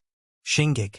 In a flash of blue light and the faint sound of clashing metal, the massive beast's entire front side becomes enveloped in a thick sheet of ice. Its wings stop flapping and the ice wave continues to cover the rest of its body. Maria finishes her slash and the massive creature explodes into an incredible display of dazzling frozen ice fragments. Moments later, she slides down her frozen tree sculptures with a satisfied grin. Now that was a fun one. I let out a chuckle. That bird never had a chance. Nessa calls out from behind me. It's a lion too, you know. Bruce smirks. Abby watches in awe as the remainder of the snow falls down, shimmering silver and gold. Wow, Maya. You've gotten really strong. Humph. Thanks. They smile at each other with a competitive edge to it. Then we continue to make our way up the mountain. 30 more minutes pass and Maria continues clearing the way for us as we travel upwards. She drinks 2 MP potions but has more than enough to work with. It shouldn't be a problem. She jumps in the air, filled with amusement as we approach a high point. Whoa! Guys, you've got to see this. We make our way up, climbing her jagged ice-covered path. We've made it to the mountain's peak. I lift my sword in the air with excitement, then look to my side to see Maria next to a massive pile of what looks like fallen trees. Then I take a closer look. Is that a griffin's nest? An impossibly huge nest made from the branches of enormous trees rests on the backside of this mountain's peak. It's easily 20 m in diameter and Maria is running around inside it without a care in the world. Hey, what are you dash? She looks up at me and points toward the backside of the nest. Look! Bruce, Nessa, and Abby make it over to us as I see what she means. It's one of those gift boxes. A large white rectangular glowing box sits unopened at the back of this massive nest. I grin and walk over to it with Maria by my side. The others are close behind. Clink, clink. I tap my sword's tip against the box's lid 2 times. Then it springs open like before. Inside, there's a handful of potions, some food and water, a silver ring, and a large matching weapon to go with it. I turn my head to see Bruce walking over and I point to the box. This might suit you well. He raises an eyebrow as he peers in to see the assortment of magical items. With a wide smile, the tank grabs what's inside, raising up a heavy war hammer. The long silver handle seems to be made of reinforced steel with leather wrappings to allow the user to grip it tightly. Its head has 2 sides. One is a square flat surface about the size of a human head, and the other is a smooth curved spike that points downward. The weapon shines silver, it's definitely unique. I use appraisal. Enchanted war hammer plus 450 strength. Bruce examines it up and down as we continue to sit through the gear. The food, potions, and water are split evenly, and a quick appraisal of the ring shows up as a 30% defense-boosting item. I let the others fight over it while looking off into the distance, sizing up our final mountain. I activate enemy detection to try and gauge if any teams are ahead of us, but still, it's hard to tell if they're people or flocks of griffins. Or is it packs of griffins? Depends on which direction you're looking at them, I guess. With a long, quiet sigh, I let the cool breeze pass through my hair. I take a deep breath in and out, slowly letting my eyelids shut. The moment they do, an ear-piercing screech jolts me awake as an enormous griffin returns to its nest from above. I watch Maria and Abby jump out of the way as it comes crashing down to eliminate the intruders in its home. Bruce and Nessa step forward, then jump out of the nest as well onto solid ground. Nessa calls out, "Our turn." Bruce swings his hammer around, eyeing the beast up and down. "Yeah, it's time to give this thing a trial run." The enormous griffin towering above us in its nest charges forward, but Bruce blocks its beak with a solid stance and a steady shield. Abby, Maria, and I all jumped backward onto a rack pile nearby to watch the fight commence. Bruce continues to hold the charging monster back as Nessa ignites her sword and body into flames. The 4-legged beast retreats and lets out a screech, flapping its wings and glowing with a faint yellow aura. Nessa runs toward Bruce and he gets down on one knee, lowering his shield. She steps onto the solid plate of steel and jumps upward as Bruce thrusts her into the air. With a trail of flames crackling behind her, Nessa lets out a yell and slices through the beast's thick hide in the blink of an eye. Another violent screech erupts from the monster as it retaliates and claws at Nessa with its back legs. She manages to block its attack with the flat side of her sword but is thrown to the ground by the force of its hind legs. The beast stares them down and dive bombs in on the offensive. Bruce runs at the monster with a large shield in one hand and his new hammer in the other. Thud crack, as the griffin dives, focused on Nessa as its prey. Bruce comes charging in to land a mighty swing across the monster's head moments before impact. Its bones crunch and crack as the destructive force of the hammer's hit catapults the creature through a patch of trees straight at a stone wall over 10 m away. On impact, the formerly elegant beast lets out a deafening whine before falling to the rocky forest floor.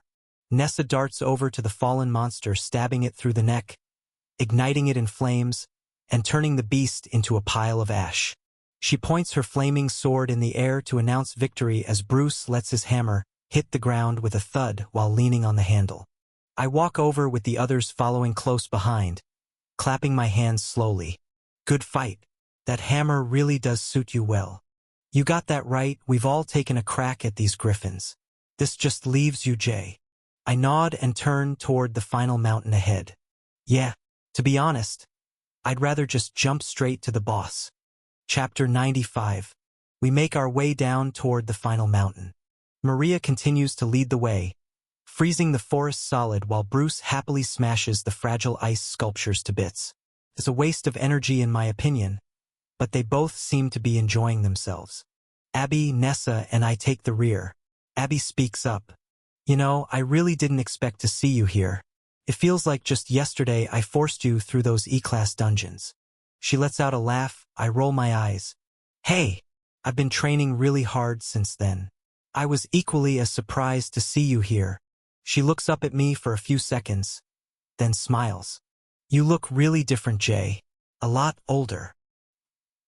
Thanks. Abby blushes and hits me on the shoulder. It wasn't a compliment. I am just stating the obvious. Nessa grins and turns to me. Oh yeah? So Abby was your trainer? Yeah, something like that. It's more like she was trying to get me killed back then. I smirk thinking back to the few dungeons we raided together, then look over to Abby. We both let out a laugh. But I was being serious. She was basically trying to kill me back then. 30 minutes of ice smashing and old training stories later, we make it to the base of the third mountain. Maria turns gleaming with a smile ear to ear pointing upwards. Almost there. I look up, then nod firmly. Lead the way. Everyone stay sharp. I use enemy detection and scan the final mountain. It's covered in moving targets. No matter what path upward we take, we will eventually run into danger, especially near the peak. No more than 10 minutes into our trek upward, the loud screech of another griffin appears. With a look back for confirmation, Maria takes care of the monster in one fell swoop. The same magical display of ice fragments showered down on us as we continue upwards. Over the next 30 minutes, another 2 creatures attack. Maria takes care of them with ease as well. I speak up as we approach the mountain's top. Careful up ahead. We have company, and a lot of it. My enemy detection skill is showing over a dozen enemies all clumped together about 100 m in front of us. One of them is way too high level to be a monster, so my guess is these are all hunters. Maria replies with a thumbs up but doesn't slow her pace. Got it. We continue through the ice-ridden dense forest until the distinct sound of human voices comes through the tree line. Maria stops freezing the wilderness and we all draw our weapons, approaching with caution. As soon as I make my way through the heavily wooded clearing, I see 4 groups of hunters all standing in an orderly line at the center of a small grass-covered clearing. To my left, the trees part wide open to look down on the other 2 mountains in the distance. To my right, there's a light gray twisting portal with a test supervisor watching hunters enter one by one. He speaks up as we approach. Get in line. Or don't, I couldn't care less. Fight to the death if you really want. The only rule is you all have to fight the boss solo. This room resets every 30 seconds for a new challenger to fight it. Multiple people may technically be fighting at once, but they'll be in alternate boss rooms. Of course, you'll all be fighting the same boss, just in different copied boss room pocket dimensions. I look at him with an eyebrow raised. Then he continues. Have a problem with that? That's just how dungeon magic works. Don't blame me for it. He raises both of his hands in the air defensively. Anyways, I'm here to make sure you don't slip multiple people into the same room. Once you enter, you either lose or move on. Got it. We all grip our weapons tight and nod hesitantly. I step forward and lead the way for our group to stand in line behind about 16 other hunters. The 3 people in front of me look like they just went through a war. They're covered head to toe in blood and their gear isn't looking too fresh either. Next, the monitor speaks up again and the line moves forward a bit. There's some murmuring from the crowd up front that I ignore. I look back and get my team's attention. Everybody ready? Maria grins and nods. So ready. Abby concentrates intensely on the boss room portal. Yeah, I got this. Bruce and Nessa both stand side by side, nodding, reading their weapons. Next, the monitor speaks again and the line moves forward. A small woman without any combat gear enters the portal nervously. Her team pushes her forward. She must have been their healer or something. Around 20 seconds pass, and the glowing gray portal darkens. The monitor speaks up. Would you look at that, another one down. We have a mutant up next. Who wants it?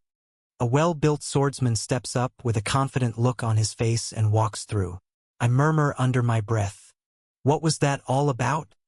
The blood-covered man in leather armor carrying a silver sword turns around with a pale face and answers me in a shaky voice. Apparently, every time a hunter loses to the boss, it takes in their mana and grows stronger. It's happened a few times while we've been waiting here. I nod slowly. Interesting. Appreciate it. He nods back and looks forward again. Next. The monitor yells out again as the portal goes back to normal. It looks like that swordsman took care of the mutant pretty quickly. The line continues to move along, and my anticipation grows steadily. Next. The first man in the group of 3 before me jumps into the portal. Both his teammates wish him good luck. 30 seconds pass, and the monitor calls out for the next man to enter. As he walks closer, the portal begins to turn dark just like before. The entire first half of his body is already through before the monitor lets out a chuckle. Well, he's in for a surprise. He looks at the man's teammate in leather armor right in front of me. Looks like your friend took on a mutant. Think he's up to it? I hear a loud gulp and he doesn't reply. 30 more seconds pass and the monitor motions for him to enter the swirling dark portal. You don't have to enter, you know. Can always quit now. The man in front of me just stares forward. I look back at my teammates with a shrug as the terrified hunter walks forward into the twisting darkness. I turn back around and look directly at the mass of swirling energy in front of me as it instantly darkness, indicating that hunter must have already been defeated. The monitor speaks up as a wide grin appears on my face. You're up. Seems like you're ready. I jump through without another thought. The transfer magic activates and I step out onto a massive wooden structure. I look down at my feet and feel the hardwood beneath me. With a quick glance to my sides, all I see is blue sky. At the bottom of my field of vision, I see green leaves and sprouting branches. I look out into the distance and see a massive griffin's nest. We're on top of an enormous tree, but all that's below is an endless void. Screech! A dark shadow appears from behind me as an ear-piercing screech dulls my senses. An incredibly huge bird-like creature swoops down to attack.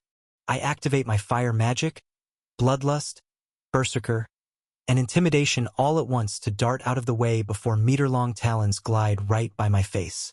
I sprint along an enormous flat wooden branch downward to secure cover while turning my head to get a view of my opponent. It's a beautiful sight. With a wingspan of nearly 10 m, the white feathered wings of a mutant griffin flap gusts of wind in my direction, forcing me to stop in my tracks and brace myself. Its golden hide and long lion's tail sway in the breeze as it hovers over me. I use Inspect and Appraisal while smirking with delight. LV. 317. Active items. Griffin's Talon plus 40% mental strength. Active skills. Combat magic. Wind summoning. Buffs. Special Lion's Pride plus 25% all stats. My sword begins to glow bright red as I stare down at the monster in front of me. Finally, I get to fight a worthy opponent. I run up the long tree branch in front of me while leaving a fiery mess in my wake. The monster lets out another screech as it dive bombs toward me. I let out my own yell, focusing fire magic into the center of my blade. While jumping in the air, I release a fiery slash to officially begin our battle. The crescent of dark fire magic leaves my blade and hurtles toward the incoming creature. It glows with a golden aura, keeping its laser-focused glare directly at me. The moment my wave of fire approaches, the beast twists its body and flaps one wing. I feel the air pressure change and a massive gust of wind forms, pushing my ultimate fiery slash off course, missing its body completely. This is the first time I've seen anyone or anything dodge, or even better, deflect that attack. I grit my teeth and get ready for its incoming strike. The eagle in the sky twists its body again to get back on track and locks its eyes on me, glowing even brighter with that golden light. I ready my sword and reinforce my wrists with body-hardening crystals to brace myself for impact. Clang! The beak of the elegant beast clashes with my fiery sword. Sparks fly and I stare into its wide-open bowling ball-sized eyes. They're a deep yellow color and full of wisdom, with a side of murderous intent. The monster flaps its open wings, pushing me backward as it retreats from our equal exchange. No damage was dealt to either side, but our physical strengths were measured. I take this moment to get to higher ground. As the bird flies high in the air, I run up to the top of a wide, curved branch about 5 m thick at the top. With a blast of flames, I incinerate all of the loose leaves and branches within a 10 m radius, giving me a much better view of the surrounding. The griffin lets out a screech and dives at me again. I feel the air pressure change as it stares down at me with its wings outstretched. My sword flickers with flames as I stare it down, ready for its incoming attack. Shick, shick, shick. I feel 3 sharp pains in my torso, left arm, and right leg. Out of nowhere, I cough up blood and fall to one knee, scanning the area around me, attempting to see where that attack came from. The air pressure drops suddenly. Shick, shick, shick. 2 more sharp pains in the back, and another in my left leg this time around. I cough up another mouth full of blood as the beast hurtles toward me. The air pressure drops yet again. I immediately cover all my vital points with a thick layer of body hardening to watch the black crystals immediately explode as they're impacted by an invisible force. It's the wind. I regenerate the flesh around my wounds and continue to cover my body with hard crystals as I stand to my feet. The griffin makes its move. It falls out of the sky at an incredible speed with its front talons at the ready. Clang! The monster clashes its sharpened claws against my fiery blade in an explosion of sparks and flames once again. I grit my teeth and activate stealth to dart out of its way. I reach into my item box and pull out my daggers. You want to throw invisible weapons? 2 can play that game. I throw the 2 daggers in the air, activating telekinesis, and aiming for the creature's head. The moment the daggers left my hands, they became visible to the beast, and it twists out of the way, letting the shining black blades whiz by its head. With this distraction, I swing my glowing red blade to release the same dark crescent of fire energy it previously dodged. With a deafening squeal, the flaming attack makes a direct hit with the griffin's side, searing a large fiery wound into its feathers, hide, and flesh. The beast flaps its massive wings and rises high up into the sky. I feel the air churn and twist all around me while I bring my daggers back to my left hand, placing them back into my item box. Simultaneously, I grab 2 mana crystals and plunder their MP to bring myself back up to nearly full. I attempt to run along a large open branch to change my position. The monster knows where I last stood, regardless of my stealth skill. The leaves flap and the branches creak as the wind picks up all around me. I hear the monster's murderous cry as it plummets toward me. But how? Its eyes are locked on me and its talons are sharp and at the ready. Clang! Its claws and my blade collide again. My stealth skill deactivates as I concentrate on blocking its brutal attack. With a burst of flames, I twist my body to the side again, narrowly avoiding its sharpened claws. The monster flies up into the sky once again, and I reactivate my stealth skill to plot an attack from the comfort of invisibility once again. The air pressure drops and a gust of wind comes through the trees right before the beast makes its move. Finally clicks. This bird knows its tree better than anything. It's using the air displacement in its wind patterns to find my exact location. I grit my teeth and run back up the way I came. The griffin appears, diving toward me with its eyes locked straight ahead. I grin ear to ear as an idea comes to mind. I sprint up the enormous branch on a direct path to clash with the monster once again. Less than 10 m for our collision, I launch my attack. Dungeon Walker. A swirling black portal appears in front of me and I run through without hesitation. The griffin continues to hurtle at my last known location. I create a new portal about 5 m behind and above the charging winged beast, facing the opposite direction, so I come flying out towards it. As it claws at where my body should be as I step out to diving in at its backside. My blade burns bright, begging me to destroy the prey beneath my feet. I let out a yell and another flaming crescent slash of pure dark, ego-filled fire magic. It makes contact with the beast's wings, slicing large gashes through both of them. It lets out a cry and tries to twist around to see its attacker. I don't give it the pleasure of doing so and land on the back of its lower neck, driving my burning blade deep inside. While releasing an intense wave of intimidation, I plunder its MP and let out enough fire magic to kill it 10 times over. The monster falls to its knees, admitting defeat while I reduce it to a flaming pile of ash. Level up, level up, level up. Use absorption. Skill. Combat magic. Wind summoning. Yes. No.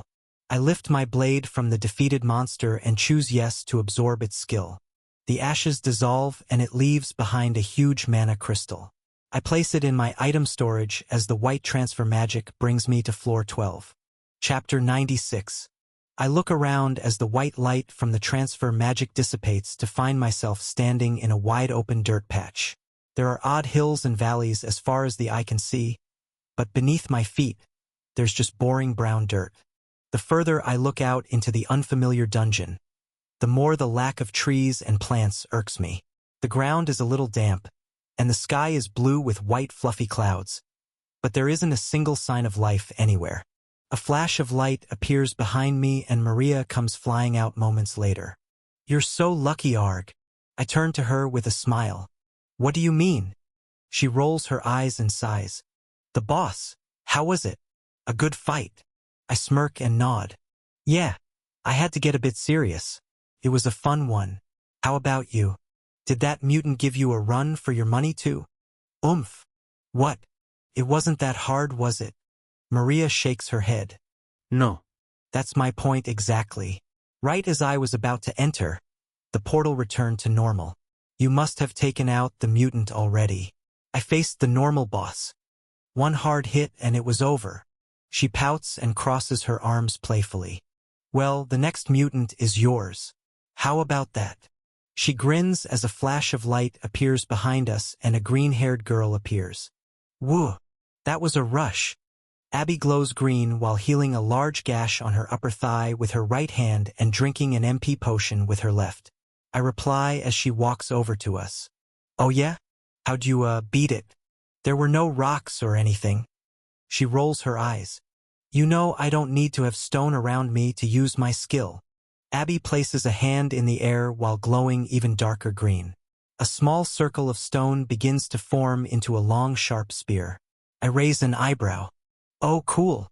She twirls the weapon around, then sticks it in the ground as a bright light flashes behind us again.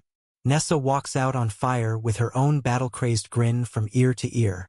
She spits out a mouthful of blood on the ground, then walks over to us without speaking a word. We all stare into the spawn zone and wait eagerly. A few moments later, the white light flames once again. Thud.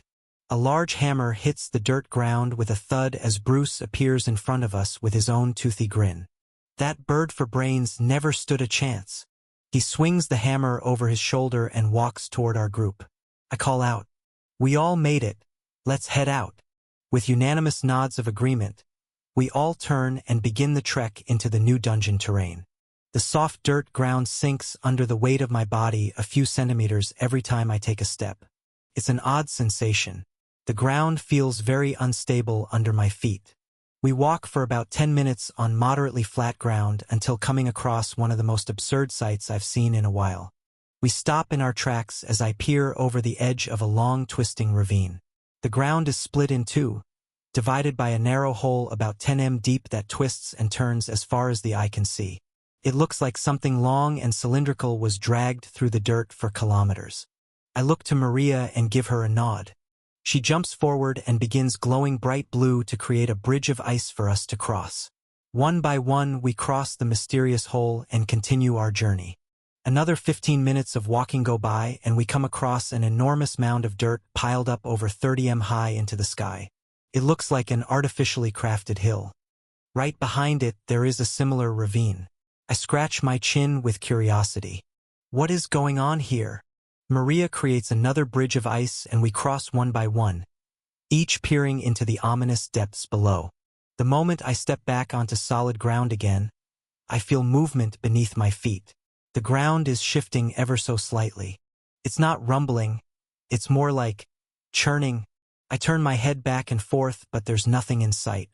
I activate Inspect and Enemy Detection to take a closer look. 200 m. LV. 275. I call out, "There's something coming."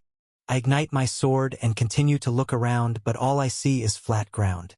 The odd sensation of churning dirt continues to grow more and more prevalent the longer I wait. We all back away from the empty ravine as Bruce smashes the ice bridge behind us. All 5 of us stand in a line, moving forward slowly while looking on into the distance where I point my sword. Maria speaks up. What is it? I grit my teeth and squint my eyes. I don't know. Do you feel that? There's silence.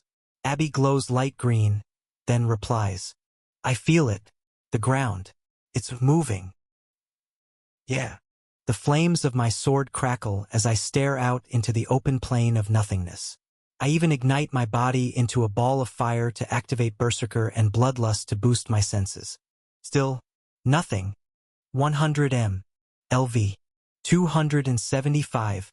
The ground shakes and the churning sensation grows even more. My eyes dart back and forth over the horizon as I try to pick up on where this beast may be hiding. I murmur under my breath. How could a level 275 be hiding from me at this distance? It's like the thing went underground. Or dash.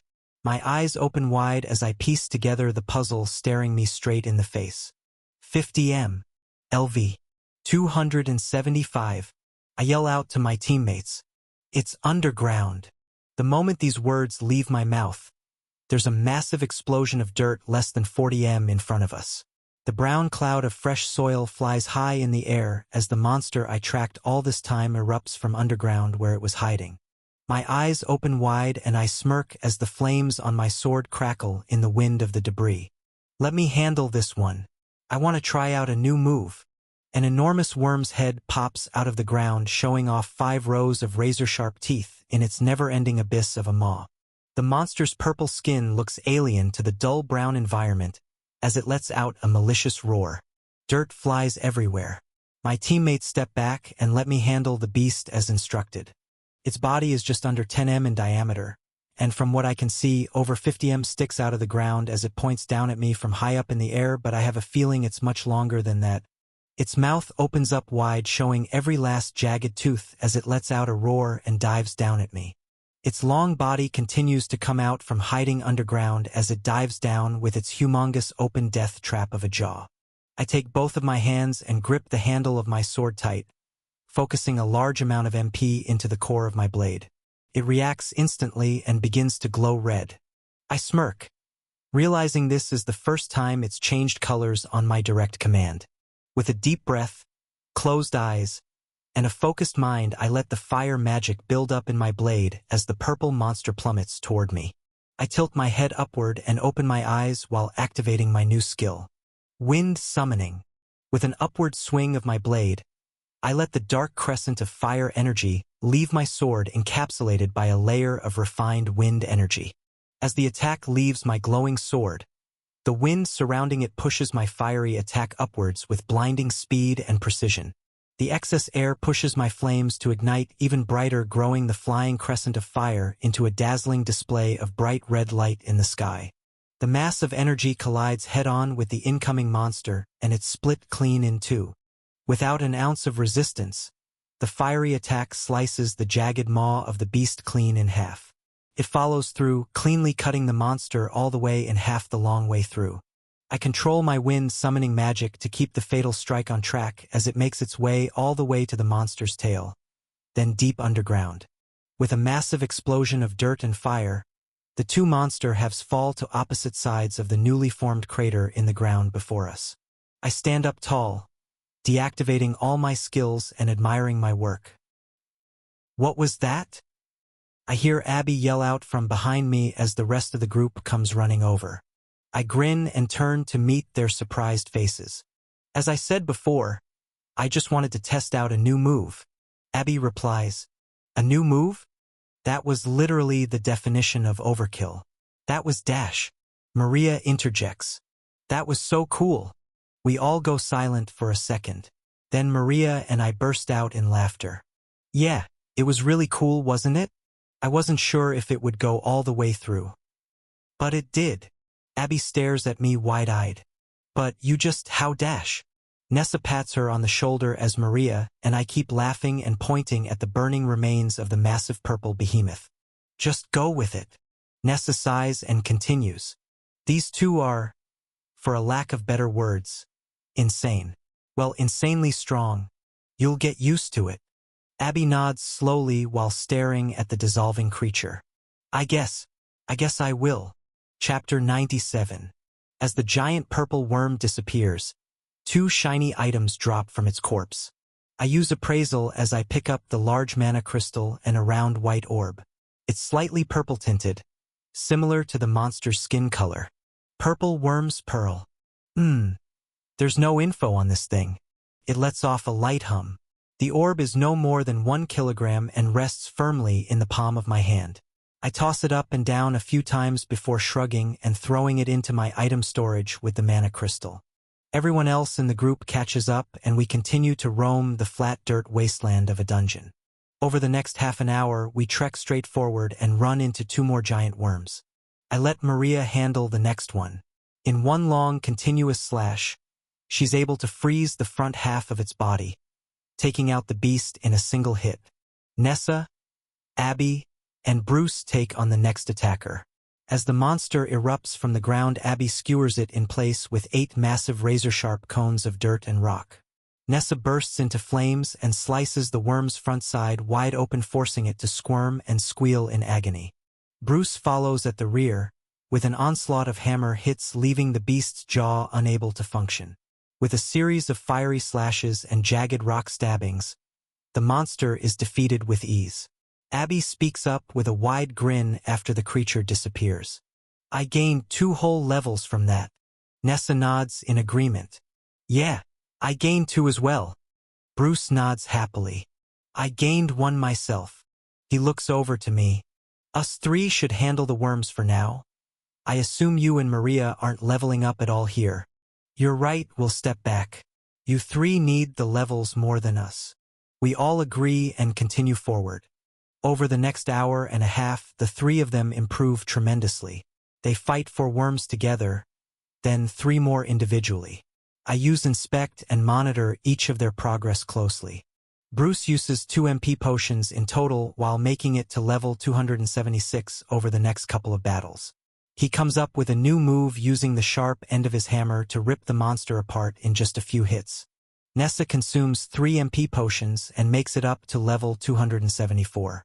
Her firepower is decent, but it still takes a few hits for her to slice the monsters in half. The long way that is. Nessa really tried to copy my move. It didn't work out as well as she'd hoped. It still got the job done eventually. Lastly, Abby grew the most in my opinion. While only drinking 2 MP potions, she grew to level 274 as well. I witnessed a new battle technique from her. While capturing the beast in a prison of rock spears, she conjured 2 reinforced stone daggers. With a graceful jumping maneuver similar to the stone pillars she used facing those griffins, Abby threw herself over the worm and slid down its back with both daggers piercing its thick skin while growing them in size. By the time she reached the ground, the creature split into 3 separate parts. How'd you like that? Abby walks back over to our group after this final battle with a confident smirk across her face. I reply, not bad at all. Thudded. The 2 parts of the beast hit the ground on either side simultaneously as its middle piece crumbles to the floor. I use enemy detection as Abby collects her mana crystal and the rest of the group praises her for the unique kill. While squinting my eyes, I look out into the distance. We're either at the boss room, or we're in trouble. I can sense a lot of high-level beings less than 500 m away. Maria laughs and points forward. That's the boss room. Come on. We all begin running forward toward the specks on the horizon. We make it there in record time. Just under a dozen hunters are standing in an orderly line in front of a floating boss room portal. The heavily armored monitor beside it speaks up. Newcomers. Welcome. This is Tage Dash. I cut him off. We got it. He tightens his lips, then nods abruptly. Next. The hunter up front steps through without another word. I inspect and appraise all the hunters in line. They all appear to be well equipped for this boss room. Not a single one of them is under level 270. I guess the weaker hunters are either leveling up as we speak or already got disqualified. Next. The line moves forward as I finish my assessment, then look toward the monitor. Hey, how many hunters have come through here already? Just curious. He grins. Oh yeah? Just curious? You getting nervous? He chuckles to himself, then a few others in the front of the line let out small laughs as well. I roll my eyes. Yeah, terrified. I grin and continue. So, how many? He looks up at the sky, momentarily counting on his fingers, then looks back at me. I'd say 50 or so. You're all still pretty much at the front of the pack. I nod slowly and squint at him for a moment. Thanks. He nods back. No problem. Next. If he's telling the truth, we're making pretty good time. The line continues to move slowly. Another 5 minutes of waiting go by as 2 more teams arrive behind us. I turn to my own party, looking them up and down. We all set. The 4 of them give me confident nods as the monitor yells out again. Next. I turn to the swirling portal and jump through with my sword pointed straight ahead. Moments later, I enter the boss room. It's dark, damp, and disgusting. I erupt into flames, lighting up my surroundings. It seems like an endless abyss all around me. I can't see the ceiling or walls, but the flat dirt ground shoots off in all directions indefinitely. I use enemy detection and inspect. 200 LV. 285. I put my sword into my item box, then pull out the pair of daggers I've been itching to try out. This won't be nearly as hard as that griffin. I guess I can try a few things out in the meantime. I run forward while lit up in a ball of flames. The ground begins to shake and rumble as I get closer. Then, like clockwork, a massive purple worm erupts from the damp soil less than 50 m away from me. It's barely visible in the dim light, but its sharp white teeth reflect off my flickering flames. I continue to sprint toward the beast at full speed, while focusing on both my blades, summoning a layer of wind magic around each of them. The worm lets out a horrendous roar and dives toward me as I release my attack. With 2 swift slashes, I bring both my black shimmering blades across my body with a powerful strike. 2 invisible sharp gusts of wind fly at the incoming monster. Shing! The invisible slashes make contact with the beast's ravenous jaws. Its entire front half is pushed backward on impact as blood explodes in all directions. The rows of teeth are split into 3 parts as the massive worm flails about, releasing a deafening cry. Not what I was going for, but not bad. I grin and jump up at the beast, activating Berserker, Bloodlust, and Intimidation. The monster stops flailing immediately as it's struck with a wave of fear. I concentrate on my glimmering daggers once again and release 2 more wind slashes straight at the injured monster's defenseless body. The beast is shredded to pieces moments later. Thud. Portions of its lifeless body hit the ground as I land on the damp soil next to it. While twirling my jet-black daggers, I walk over to the pile of sliced-up flesh and wait for the beast to dissolve. Moments later, it drops a large mana crystal and a triangular jagged tooth. Click, click, click. I tap one of my blades against the hard white surface, then throw both items in my storage with a smirk. The white transfer magic appears moments later, and I'm transported to the next floor, while placing my daggers into my item box and bringing out my sword. I step out onto hard orange rock and look down into a deep canyon. There are twisting rock patterns and tall, smooth structures shaping various walkways throughout the endless pit. There's small green shrubbery in the shade of larger boulders, but no sign of a water source in sight. The artificial yellow sun is beating down on the landscape, sucking it dry of any life. A white light flashes behind me as Maria appears and takes in the view with me. One after another, Abby, Nessa, and Bruce all make it through.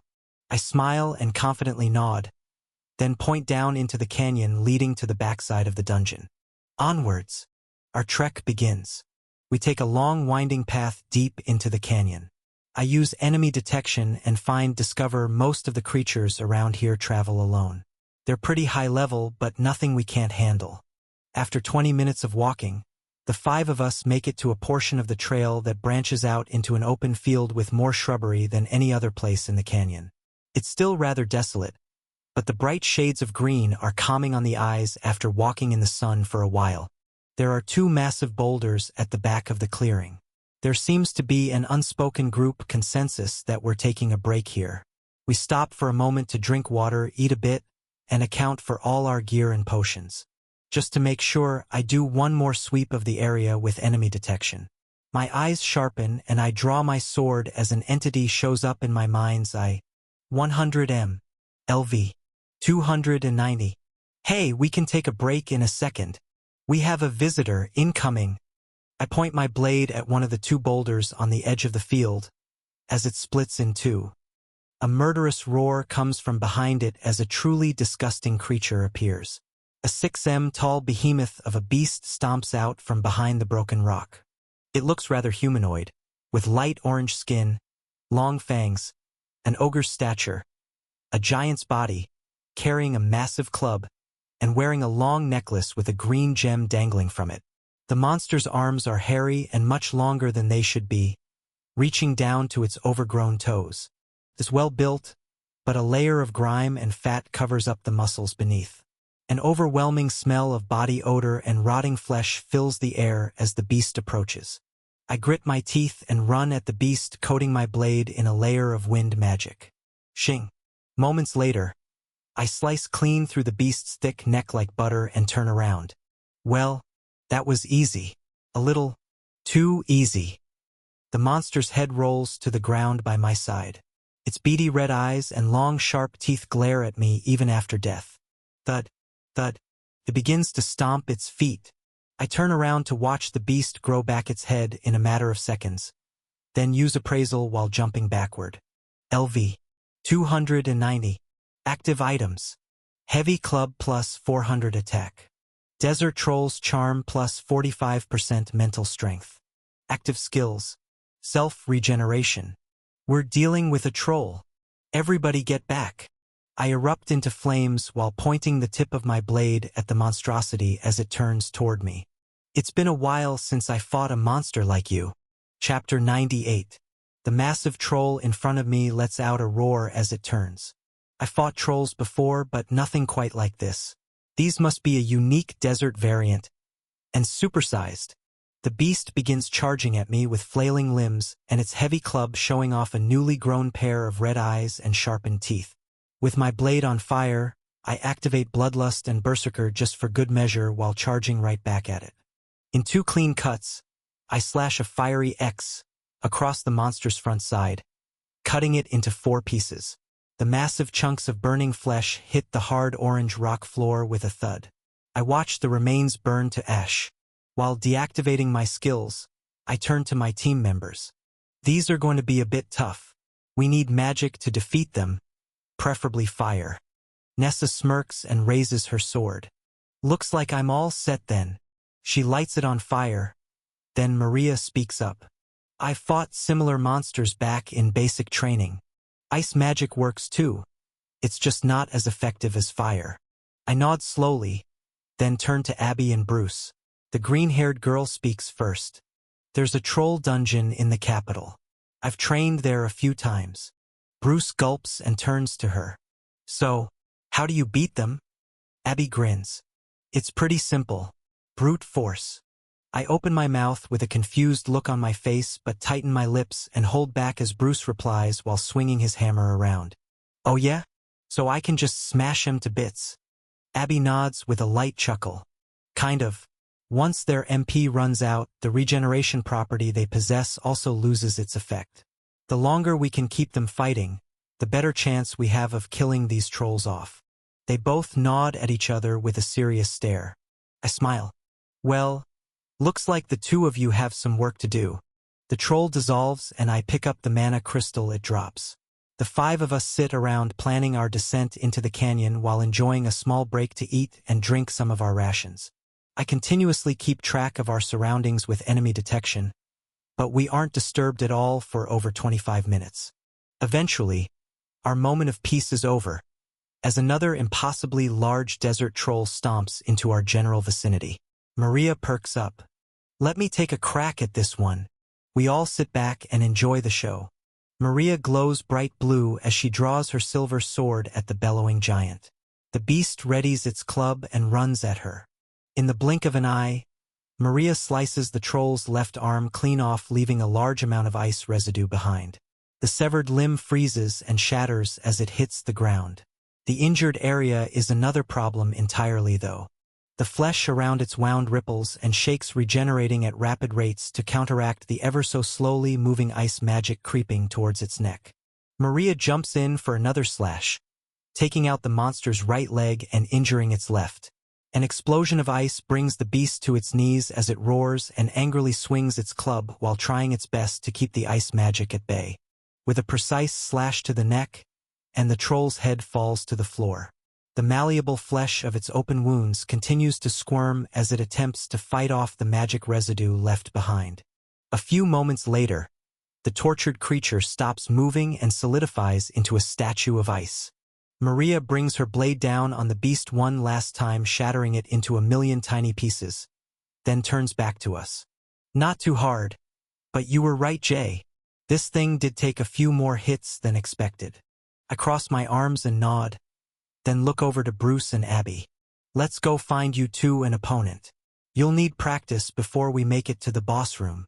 We wait for the frozen troll remains to drop Maria's mana crystal, then head off deeper into the canyon. My enemy detection skill is showing a large number of high-level beings at the backside of the dungeon, and not many in between. It seems like way too many to all be hunters, but that's where the boss room should be, so it doesn't make much sense otherwise. Another 30 minutes of walking go by, and there is not a single troll in sight. The light wind blows orange dirt around in the depths of the canyon, making a whistling sound as the air currents flow through the rock walls all around us. I kick a few small pebbles off a ledge as we continue down the winding trails just to hear the echoing sound of rock, hitting rock over and over again until it disappears into the nothingness below. Maria starts humming a cute and simple song. No one interrupts her as it fills the silence to go along with our footsteps as we venture further and further in. Another 20 minutes pass. We all zone out rhythmically, walking one by one until a voice calls out from below. Help! Somebody! Anybody please, he dash. A monstrous roar cuts off a young man's cries for help. This seems to be coming from just beyond the nearest bend in the large rock wall on our right side. To our left, the canyon slopes downward. After this bend in the path, there's an overlook to the final portion of the dungeon. I run forward while igniting my sword in a fresh coat of fire. Moments later, I take in the scene before me. My eyes light up with awe taking in the view. A flash of white light goes off as a massive troll swings its club down, defeating the hunter that called out for our aid. There's gear scattered all along this wide path that slopes downward. The troll responsible for that young man's demise turns to me and grunts. I grin as I see two more walking up behind it. I got the middle. Maria and Nessa take the right side. Bruce and Abby take the left. Without hesitation, we all run forward at the beast with our weapons at the ready. The putrid smell travels through the air, hitting our noses more than 30 m away. I burst into flames and glow red, activating my stat-boosting skills to create a deadly strike. Mid-charge, I think of an interesting idea and activate my wind magic to conduct a test. Just before impact, I summon a massive gust of wind beneath my feet, boosting my speed, while flying in the air at the vile creature. I feel my body shoot forward as I jump off the ground with incredible speed, releasing a deadly fiery slash across the troll's front side. It barely lets out a grunt. The club drops from its hands to the floor as the sorry excuse for a monster gets incinerated on the spot. Its remains are unidentifiable piles of ash on either side of my trail of flames. I look to my right side to see Maria freezing their troll's legs solid while Nessa decapitates the monster with a fiery slash. After a few more hits for good measure, the two of them defeat their beast with ease. Lastly, I look to Abby and Bruce. Bruce is keeping the troll occupied with his hammer and shield. They seem to be similar strengths, but the troll is having a bit of trouble moving forward with the large spears of rock stuck through its legs. Abby darts around the troll, hitting it with cheap shots as the monster focuses on the tank. The two of them tag team the oaf, landing hit after hit. Every time Bruce's hammer makes contact, portions of the monster's flesh are blown away, but unfortunately mended on the spot. Abby's spears of rock create holes in the monster's legs and vital spots, but they're all regenerated in a matter of seconds as well. Of course, this is going all according to their plan. Nessa, Maria, and I let our trolls dissolve and collect the mana as we watch the two of them work. It takes a while, and 1 MP potion each, but after these series of cheap hits and defensive maneuvers, the two of them break down the troll's MP and start to deal actual damage. The first sign of this is a solid hit to the side of the head by Bruce. He breaks the monster's jaw and it roars out in pain. Usually, it would grunt to itself and regenerate its shattered teeth and droopy lower jaw, but this time around it just stares the tank down with murderous intent. Both Abby and Bruce grin ear to ear, making eye contact with each other, then going in for the kill. Abby creates 2 massive spears of stone in each hand, glowing bright green while running at the beast. Bruce yells out a battle cry while lifting his hammer high in the air. Abby skewers the beast in 2 places. One massive spear stabs directly through the chest, while the other lodges itself in the troll's right eye. Finally, Bruce jumps high in the air, bringing down his mighty war hammer with impressive strength. Bones crunch under the pressure as it makes contact with the top of the giant monster's head, in an explosion of blood and brains. The troll falls to its knees with a final whimper. The two of them smirk while turning toward the 3 of us. Abby jumps in the air excitedly. Woohoo! I gained 2 levels for that. Bruce grins and throws his hammer over a shoulder. Same. We're going to need to be able to do that ourselves, though. I'm not ready to face the boss alone. I nod while walking near the edge of the overlook. I peer down toward the back of the dungeon while my other 4 teammates talk amongst themselves. The massive number of high-level beings on my enemy detection radar finally becomes clear to me. It was not other hunters after all. I turn around and wave the other over. If we can make it through this, I'm sure the boss will be a walk in the park. The 5 of us take in the view. There's a pit 500 m below us. It's around 1 kilometer long and 1 kilometer wide. At the very back, I can see the faint glow of a boss room portal. Guarding the entrance, I see over 100 giant desert trolls. They all pace around frantically, attacking each other and anything that moves. The disgusting creatures are covering every last square meter of land between us and that portal. Bruce gulps. Abby glows green. Nessa draws her silver sword, lighting it on fire. Maria glows blue, freezing the ground beneath her feet. And I stare out at my prey in awe. It's time to burn every last one of these trolls to ash. Chapter 99. A long twisting pathway leads down to the pit along the cliff on our right side. I can hear the faint sounds of stomping trolls and grunts approaching from below. We start making our way down. I'm grinning excitedly, thinking about all the new moves I'll get to try out on over 100 fresh moving targets. No more than 50 m of travel downwards. A lone desert troll comes bustling up the canyon pathway.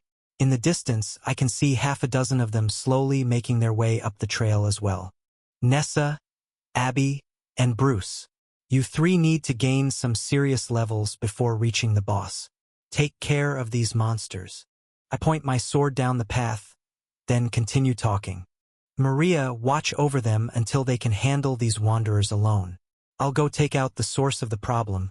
Maybe I'll even leave a few for you. But probably not. I smirk playfully and dart off to the left before any of them get a chance to reply. The smartest? Or no, possibly the dumbest idea popped into my head, and I can't wait any longer to test it out. With a graceful leap, I jump off the edge of the winding path with nothing but an endless pit of trolls 500 m below me. What are you, Dash? I hear a few concerned voices drown out in the wind as I quickly plummet off the face of this massive orange rock wall. For a moment, I close my eyes and let the cool air wrap around my entire body as I fall weightlessly to the ground. Wind summoning. After a brief moment of peace, I concentrate my wind magic to form strong gusts beneath me. I visualize a wall of wind and try to let it catch me. The first attempt pushes my upper half backwards, spiraling me out of control. I grit my teeth, regain my composure, and try again. The second gust is much more stable and slows my descent ever so slightly. I keep a constant stream of air rushing up to slow my fall more and more. Finally, I begin creating small, denser pockets of air beneath my feet. It's very hard to stay upright. My body naturally wants to twist and turn. I'm still falling through the air very fast, but I work best under pressure. Once less than 100 m from the hard rock floor, I've slowed myself down considerably. With a bit of trial and error, I've managed to control the small dense currents under my feet. With very slight movements, I can change my position and turn toward any direction in midair with ease. I focus on creating one final gust of wind from below before hitting the hard rock ground. Thud. I brace my feet with body-hardening crystals and push upwards with wind magic to lessen the fall. My impact with the ground still creates a small crater about 4 m in diameter. It's not exactly what I was planning for, but this entrance is pretty epic either way. I grin and draw my sword as the orange dust cloud around me settles. Over a dozen trolls surround me on all sides. I burst into flames while focusing my mana into my sword. Moments later it begins to glow red as I activate my bloodlust and berserker skills. With much greater precision than before, dense wind magic forms beneath the soles of my feet and I push off of them, blasting forward at my enemies. Shingig. One hit and the first monster disintegrates to ash. I plunder its MP and turn in midair to face my next opponent. I plant my right foot into empty space and summon a dense pocket of air behind me. The gust of wind explodes on impact with my foot, forcing me to make a 90-degree turn in midair. Shingig. Another troll is eliminated in the blink of an eye. I let out a loud chaotic laugh and begin zigzagging around the battlefield with incredible speed and precision. I jump through the air, getting more in tune with my new wind summoning skill with every strike. In a matter of seconds, the 15 or so trolls that approached me were all dead on the floor in a wide circle of black smoke and crackling flames. With all the flashing lights and excess mana in the air, many of the trolls in the surrounding area have started to come charging my way. Little do they know, they're just running into their own imminent demise. The entire pit turns into a bloody massacre. The burning corpses of trolls begin to pile up as I dart around with a fiery blade. After 20 minutes of pure destruction goes by, and the trolls begin to thin out. Their roars and grunts die down and the smoke and dust settle. I'm left with piles of mana crystals, 4 large troll clubs, and 3 desert troll charms. I equipped one of the charms, placing it around my neck, then put the rest of the loot into my item storage. It's an impressive haul, but I'm more excited about the improved use of my new skill. I look out toward the end of the canyon, activating enemy detection to see hardly any trolls remaining. My team is also steadily making its way down the sloping pathway. I can see them on the side of a cliff about 200 m above me, fighting a battle of their own. They've made it down a considerable distance as well. I start my trek forward in their direction. Another 10 minutes go by before I'm finally within range. Hey! Over here! I call out to them with a wave while running over, sporting a wide smile. So how'd it go? Maria looks at me with both hands on her waist and an angry expression. How'd it go? You just jumped off a cliff, Jay. You tell me how it went. I stop to scratch my chin and think carefully about what to say next. But Maria continues without a response. It's fine. I'm glad you had some fun. I lift my hand from my chin to scratch my head awkwardly. Then we both let out a long laugh. So, Abby and Bruce? Leveling updates? You two ready for the boss or what? Bruce grins. It'll be tough, but I think I can handle it. I made it to level 286, and took down 2 trolls by myself on the way down here. I nod while crossing my arms and turning to Abby. She responds immediately. Yeah, same here. I hit level 288. I used up a lot of MP, but I can take these creatures out easy as long as I'm stocked up on potions. I smile. Great. Well, I cleared a path for us. The boss room should be right over here. We begin to turn toward the distant glow of a portal, but the sound of an incoming stampede of trolls echoes throughout the canyon, interrupting our friendly greetings. Nessa yells out, "Let's move. Whatever that is, it can't be good." This pit seems to be the respawn spot for all the monsters in the dungeon. At least that's what it seems like. The 5 of us sprint toward the boss room without another thought. I use enemy detection to pinpoint the test monitor's exact location just to make sure we're headed in the right direction. Finally, the floating gray portal comes into our clear line of sight. Nessa calls out again with a smirk. I want to go first this time. I look at her with tight lips but nod politely mid-stride. Sure, go for it. We approach the towering back wall of the canyon. If not for the boss room portal, we would be completely cornered in. The monitor speaks up. So it was you guys? There sure was a lot of noise in here. It's been a while since a new group came through. We all stop to catch out breath for a moment. Then the monitor continues. Well, if you've made it this far, you know the rules. Who's first? With a grin, Nessa readies her long silver sword and jumps through the portal. The rest of us are left in silence with the faint rumbling of giant trolls approaching in the distance. It's an eerie sound, but I'm not too worried about it. I speak up. Hey, I'll go last. Just in case this wave hits. I'm confident I can handle them. Maria nods. I'm second to last, just in case. Bruce and Abby look at each other wide-eyed, then shrug. The tank speaks up. Well, I'm going in next. There's no need for me to fight an entire stampede if I don't have to. I leave the unnecessary battles to the junkies. Abby nods. Agreed. The monitor laughs. You're up, champ, go ahead. Bruce jumps through holding his hammer high and the large shield close to his side. We wait as the rumbling gets louder. Next. Abby jumps through and disappears into the boss room as well. The first wave of trolls finally comes into view. Next. Maria looks me in the eyes, then turns to jump through.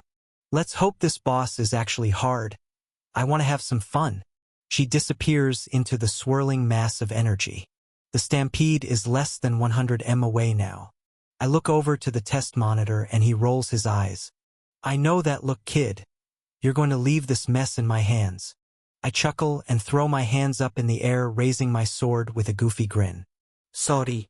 It's not my fault. He chuckles back. I know I'm messing around. It's fine. I'll get to see some action. I'm not supposed to kill any monsters while other hunters are around, so it'll be a nice change of pace. He stretches his arms in anticipation as I stare into the swirling portal. Go for it. The boss is all yours. With a grin, I give him a firm nod goodbye and jump through. Chapter 100. I spawn into the boss room and ready my sword. Walls of orange rock surround me on all sides, creating a circular battlefield about 50 m in diameter. A flash of light obstructs my vision as an enormous troll appears across the makeshift arena. It's very similar to the ones in the dungeon. This one is just 2 m taller, hairier, darker skin, but its disgusting stench remains the same. After using Inspect, the monster registers at level 298. The massive beast immediately charges at me with its heavy club raised high in the air. I activate Berserker and Bloodlust while igniting my blade. With one swift kick off a dense pocket of wind magic, I fly toward the monster and slice it in half without a second thought. I turn around to watch both parts of the defeated troll burn to ash. Well, that was probably my fastest boss room win ever. I let my flames die out, then walk over to the dissolving corpse to collect the mana crystal with a long sigh. Moments later, the transfer magic appears and a white flash of light takes me to floor 14. I look around in awe as I take in a surreal sight. The ground is so dark brown it almost looks black. The terrain is completely flat for as far as the eye can see, and there are very short jagged dead trees every 50 m or so in all directions. The sky is such a light tone of blue it looks white. There are very small dark particles that float in the air. When I try to touch them, my hand just slips right through. What is this place? I look up to see my other 4 group members in a similar confused state. They're all looking around aimlessly, trying to touch the particles in the air with no success. Maria turns to me. I have no idea. Creepy, right? She grins cheerfully. It lightens the mood, so I reply back with a thin smile. Yeah, let's get moving, I guess. We begin to walk straight ahead. We're all on edge quite a bit. I take the rear with Maria while Bruce, Nessa, and Abby travel up front in a triangular formation. I activate enemy detection, but to my surprise, less than 10 enemies show up. Even when I expand my range throughout the entire dungeon, there's only 10. That's it. Although there's no threats nearby, I can't shake the feeling that we're being watched.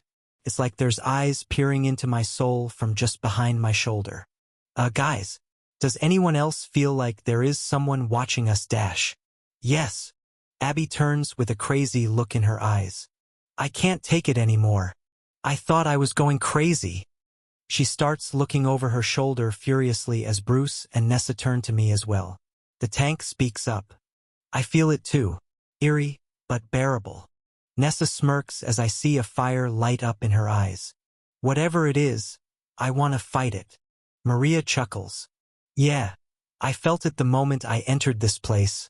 I agree, Nessa. Freezing it solid is high up on my priority list. I nod. We continue walking and I continue scanning the area with enemy detection. This goes on for a while. Over an hour of consistent walking goes by, and not a single monster appears the entire time. The landscape remains exactly the same as we walk further in. The feeling of being watched hasn't changed one bit either. My enemy detection skill finds 3 targets in the distance. 2 of them are close together directly in front of us, while another is off to my right side but still a ways away. 600 m. LV. 303. LV. 299. 800 m. LV. 300. I call out to the group while pointing my blade forward. We're about to have some company. Maybe we'll get to see what this dungeon is all about. Stay alert. I get a round of head nods and grunts of agreement as we continue forward into the eerie wasteland. It's so silent and we've already walked so far. The endless flat void goes on forever around us in all directions. The only noises I hear are the footsteps in front of me. Finally, about 10 minutes later, Abby's voice breaks the silence. Hey, I see someone. 2 people actually. She turns back excitedly while pointing forward. I grit my teeth. People? So, they aren't monsters. Nope, they're definitely people. I continue scanning our surroundings as we trek forward and 2 shadowy humanoid figures come into view. 150 m. LV. 303. LV. 299. 300 m. LV. 300. I can sense a third, but as I look around it's nowhere to be found. Stay on guard. Bruce tightens his grip on his hammer. Nessa lights a small flicker of flames on her sword. Abby begins glowing green. Maria starts leaving small patches of ice behind with every step, and I stare straight ahead trying to figure out what exactly we're walking into. Less than a minute later, we are all within battle range. I mutter under my breath as the figures become more clear to me. Ugh. They were just hunters after all that. Where are the monsters? I roll my eyes and let out a long sigh. Unfortunately, my pouting gets rudely interrupted by a light elbow to the gut from Maria. Hey, look, it's them. It's the Dash. One of the tall figures steps forward and my eyes widen as he yells out at us with a smirk across his face. Who would have thought I'd get the pleasure to see your face again? It looks like Portal Boy and his girlfriend have a crew. Isn't that nice? He looks over to his partner with a sly grin. I immediately use inspect and appraisal to confirm my suspicions. The first man is middle-aged, wearing silver armor with a large axe and a shaved head. LV. 303. Active items. High Ogre's Axe plus 350 strength. Enchanted Steel Armor Set plus 500 defense. Stealth Boots plus 300 speed plus 300 agility. Dragon Scale Pendant plus 50% magic resistance. Serpent's Ring plus 70% mental strength. Desert Troll's Charm plus 45% mental strength. Rodrigo's Silver Bracelet. Active skills. Combat magique lightning summoning. His partner is on the shorter side with much heavier armor, short black hair, a long silver sword, and a toothy grin. LV. 299. Active items. Steel Sword plus 300 strength. Enchanted Steel Armor Set plus 600 defense. Enchanted Leather Boots plus 300 speed. Dragon Scale Pendant plus 50% magic resistance. Gargoyle's Ring plus 60% mental strength. Desert Troll's Charm plus 45% mental strength. Rodrigo's Silver Bracelet. Active skills. swordsmanship, extreme defense. It's them. I look at the two men in front of me, remembering back to when we met at the beginning of this exam. Maria and I were no match for the two of them. I had to use my dungeon walker ability to run away.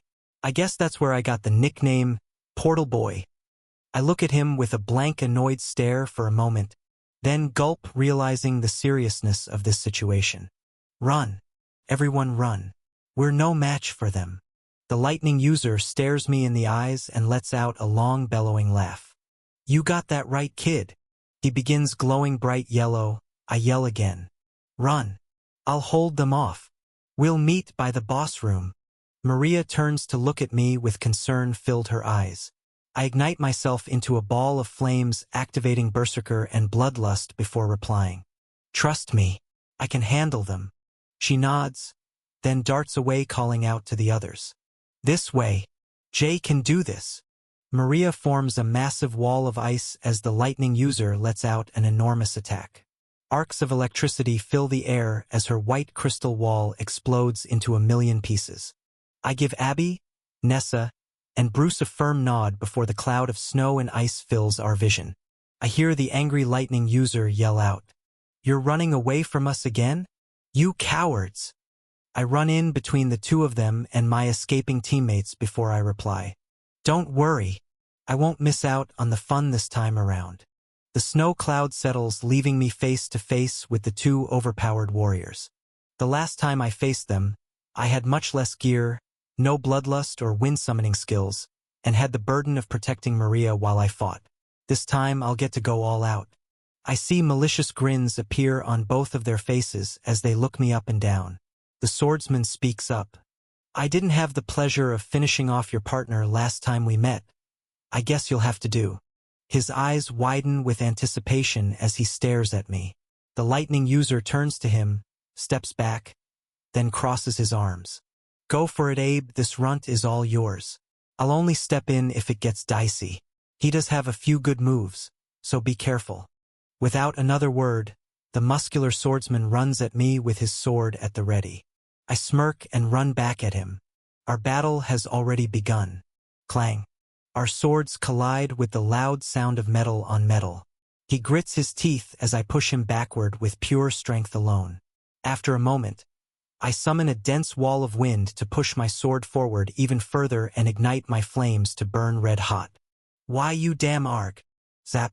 The moment the swordsman loses his balance, I feel a familiar painful shock of electricity surge through my entire body. I let out a loud yell and fall to my knees. Just as I thought. Looks like you learned a few more tricks. Abe, sorry to cut you short, but he's all mine. The fallen swordsman nods and gulps. With heavy breaths, I regenerate my scorched flesh and pick myself back up and stare the lightning user in the eyes. Scared already? Zap. I fall to my knees again, letting out a chaotic laugh while reaching into my item box for an HP potion. I regenerate my sizzling skin one more time while darting backward to drink the HP potion and think of a strategy. Not so fast, Portal Boy. The lightning user is hot on my tail, less than 10 behind me. I jump up into the air and summon a dense pocket of wind magic directly in front of me. It's time to put this practice to use. I plant my right foot in the open air and push off it while spinning a full 180 degrees. With my flames burning hot, Berserker and Bloodlust at full blast, I activate Intimidation while flying straight at the lightning mage. My sword glows red and I focus on my prey. His eyes open wide in confusion as I land a critical hit across his chest. A dark wave of fire is released from my sword and I let my wind magic carry it forward with immense power. On impact, I'm shocked to the core with a counterattack. An intense current of electricity drops me to the floor. I watch my opponent collapse in front of me with a fiery wound as well. Both of us cough up a mouthful of blood and stand to our feet moments later. Black dust from the ground fills the air. He grins, rubbing the wide-open gash in his chest through a shattered thick plate of steel armor. Not bad at all. I look back at him with my sword at the ready. You're not too bad yourself. He smirks and looks over his shoulder. Abe, we're not taking any more chances here. Time to double team him. This is our toughest opponent yet.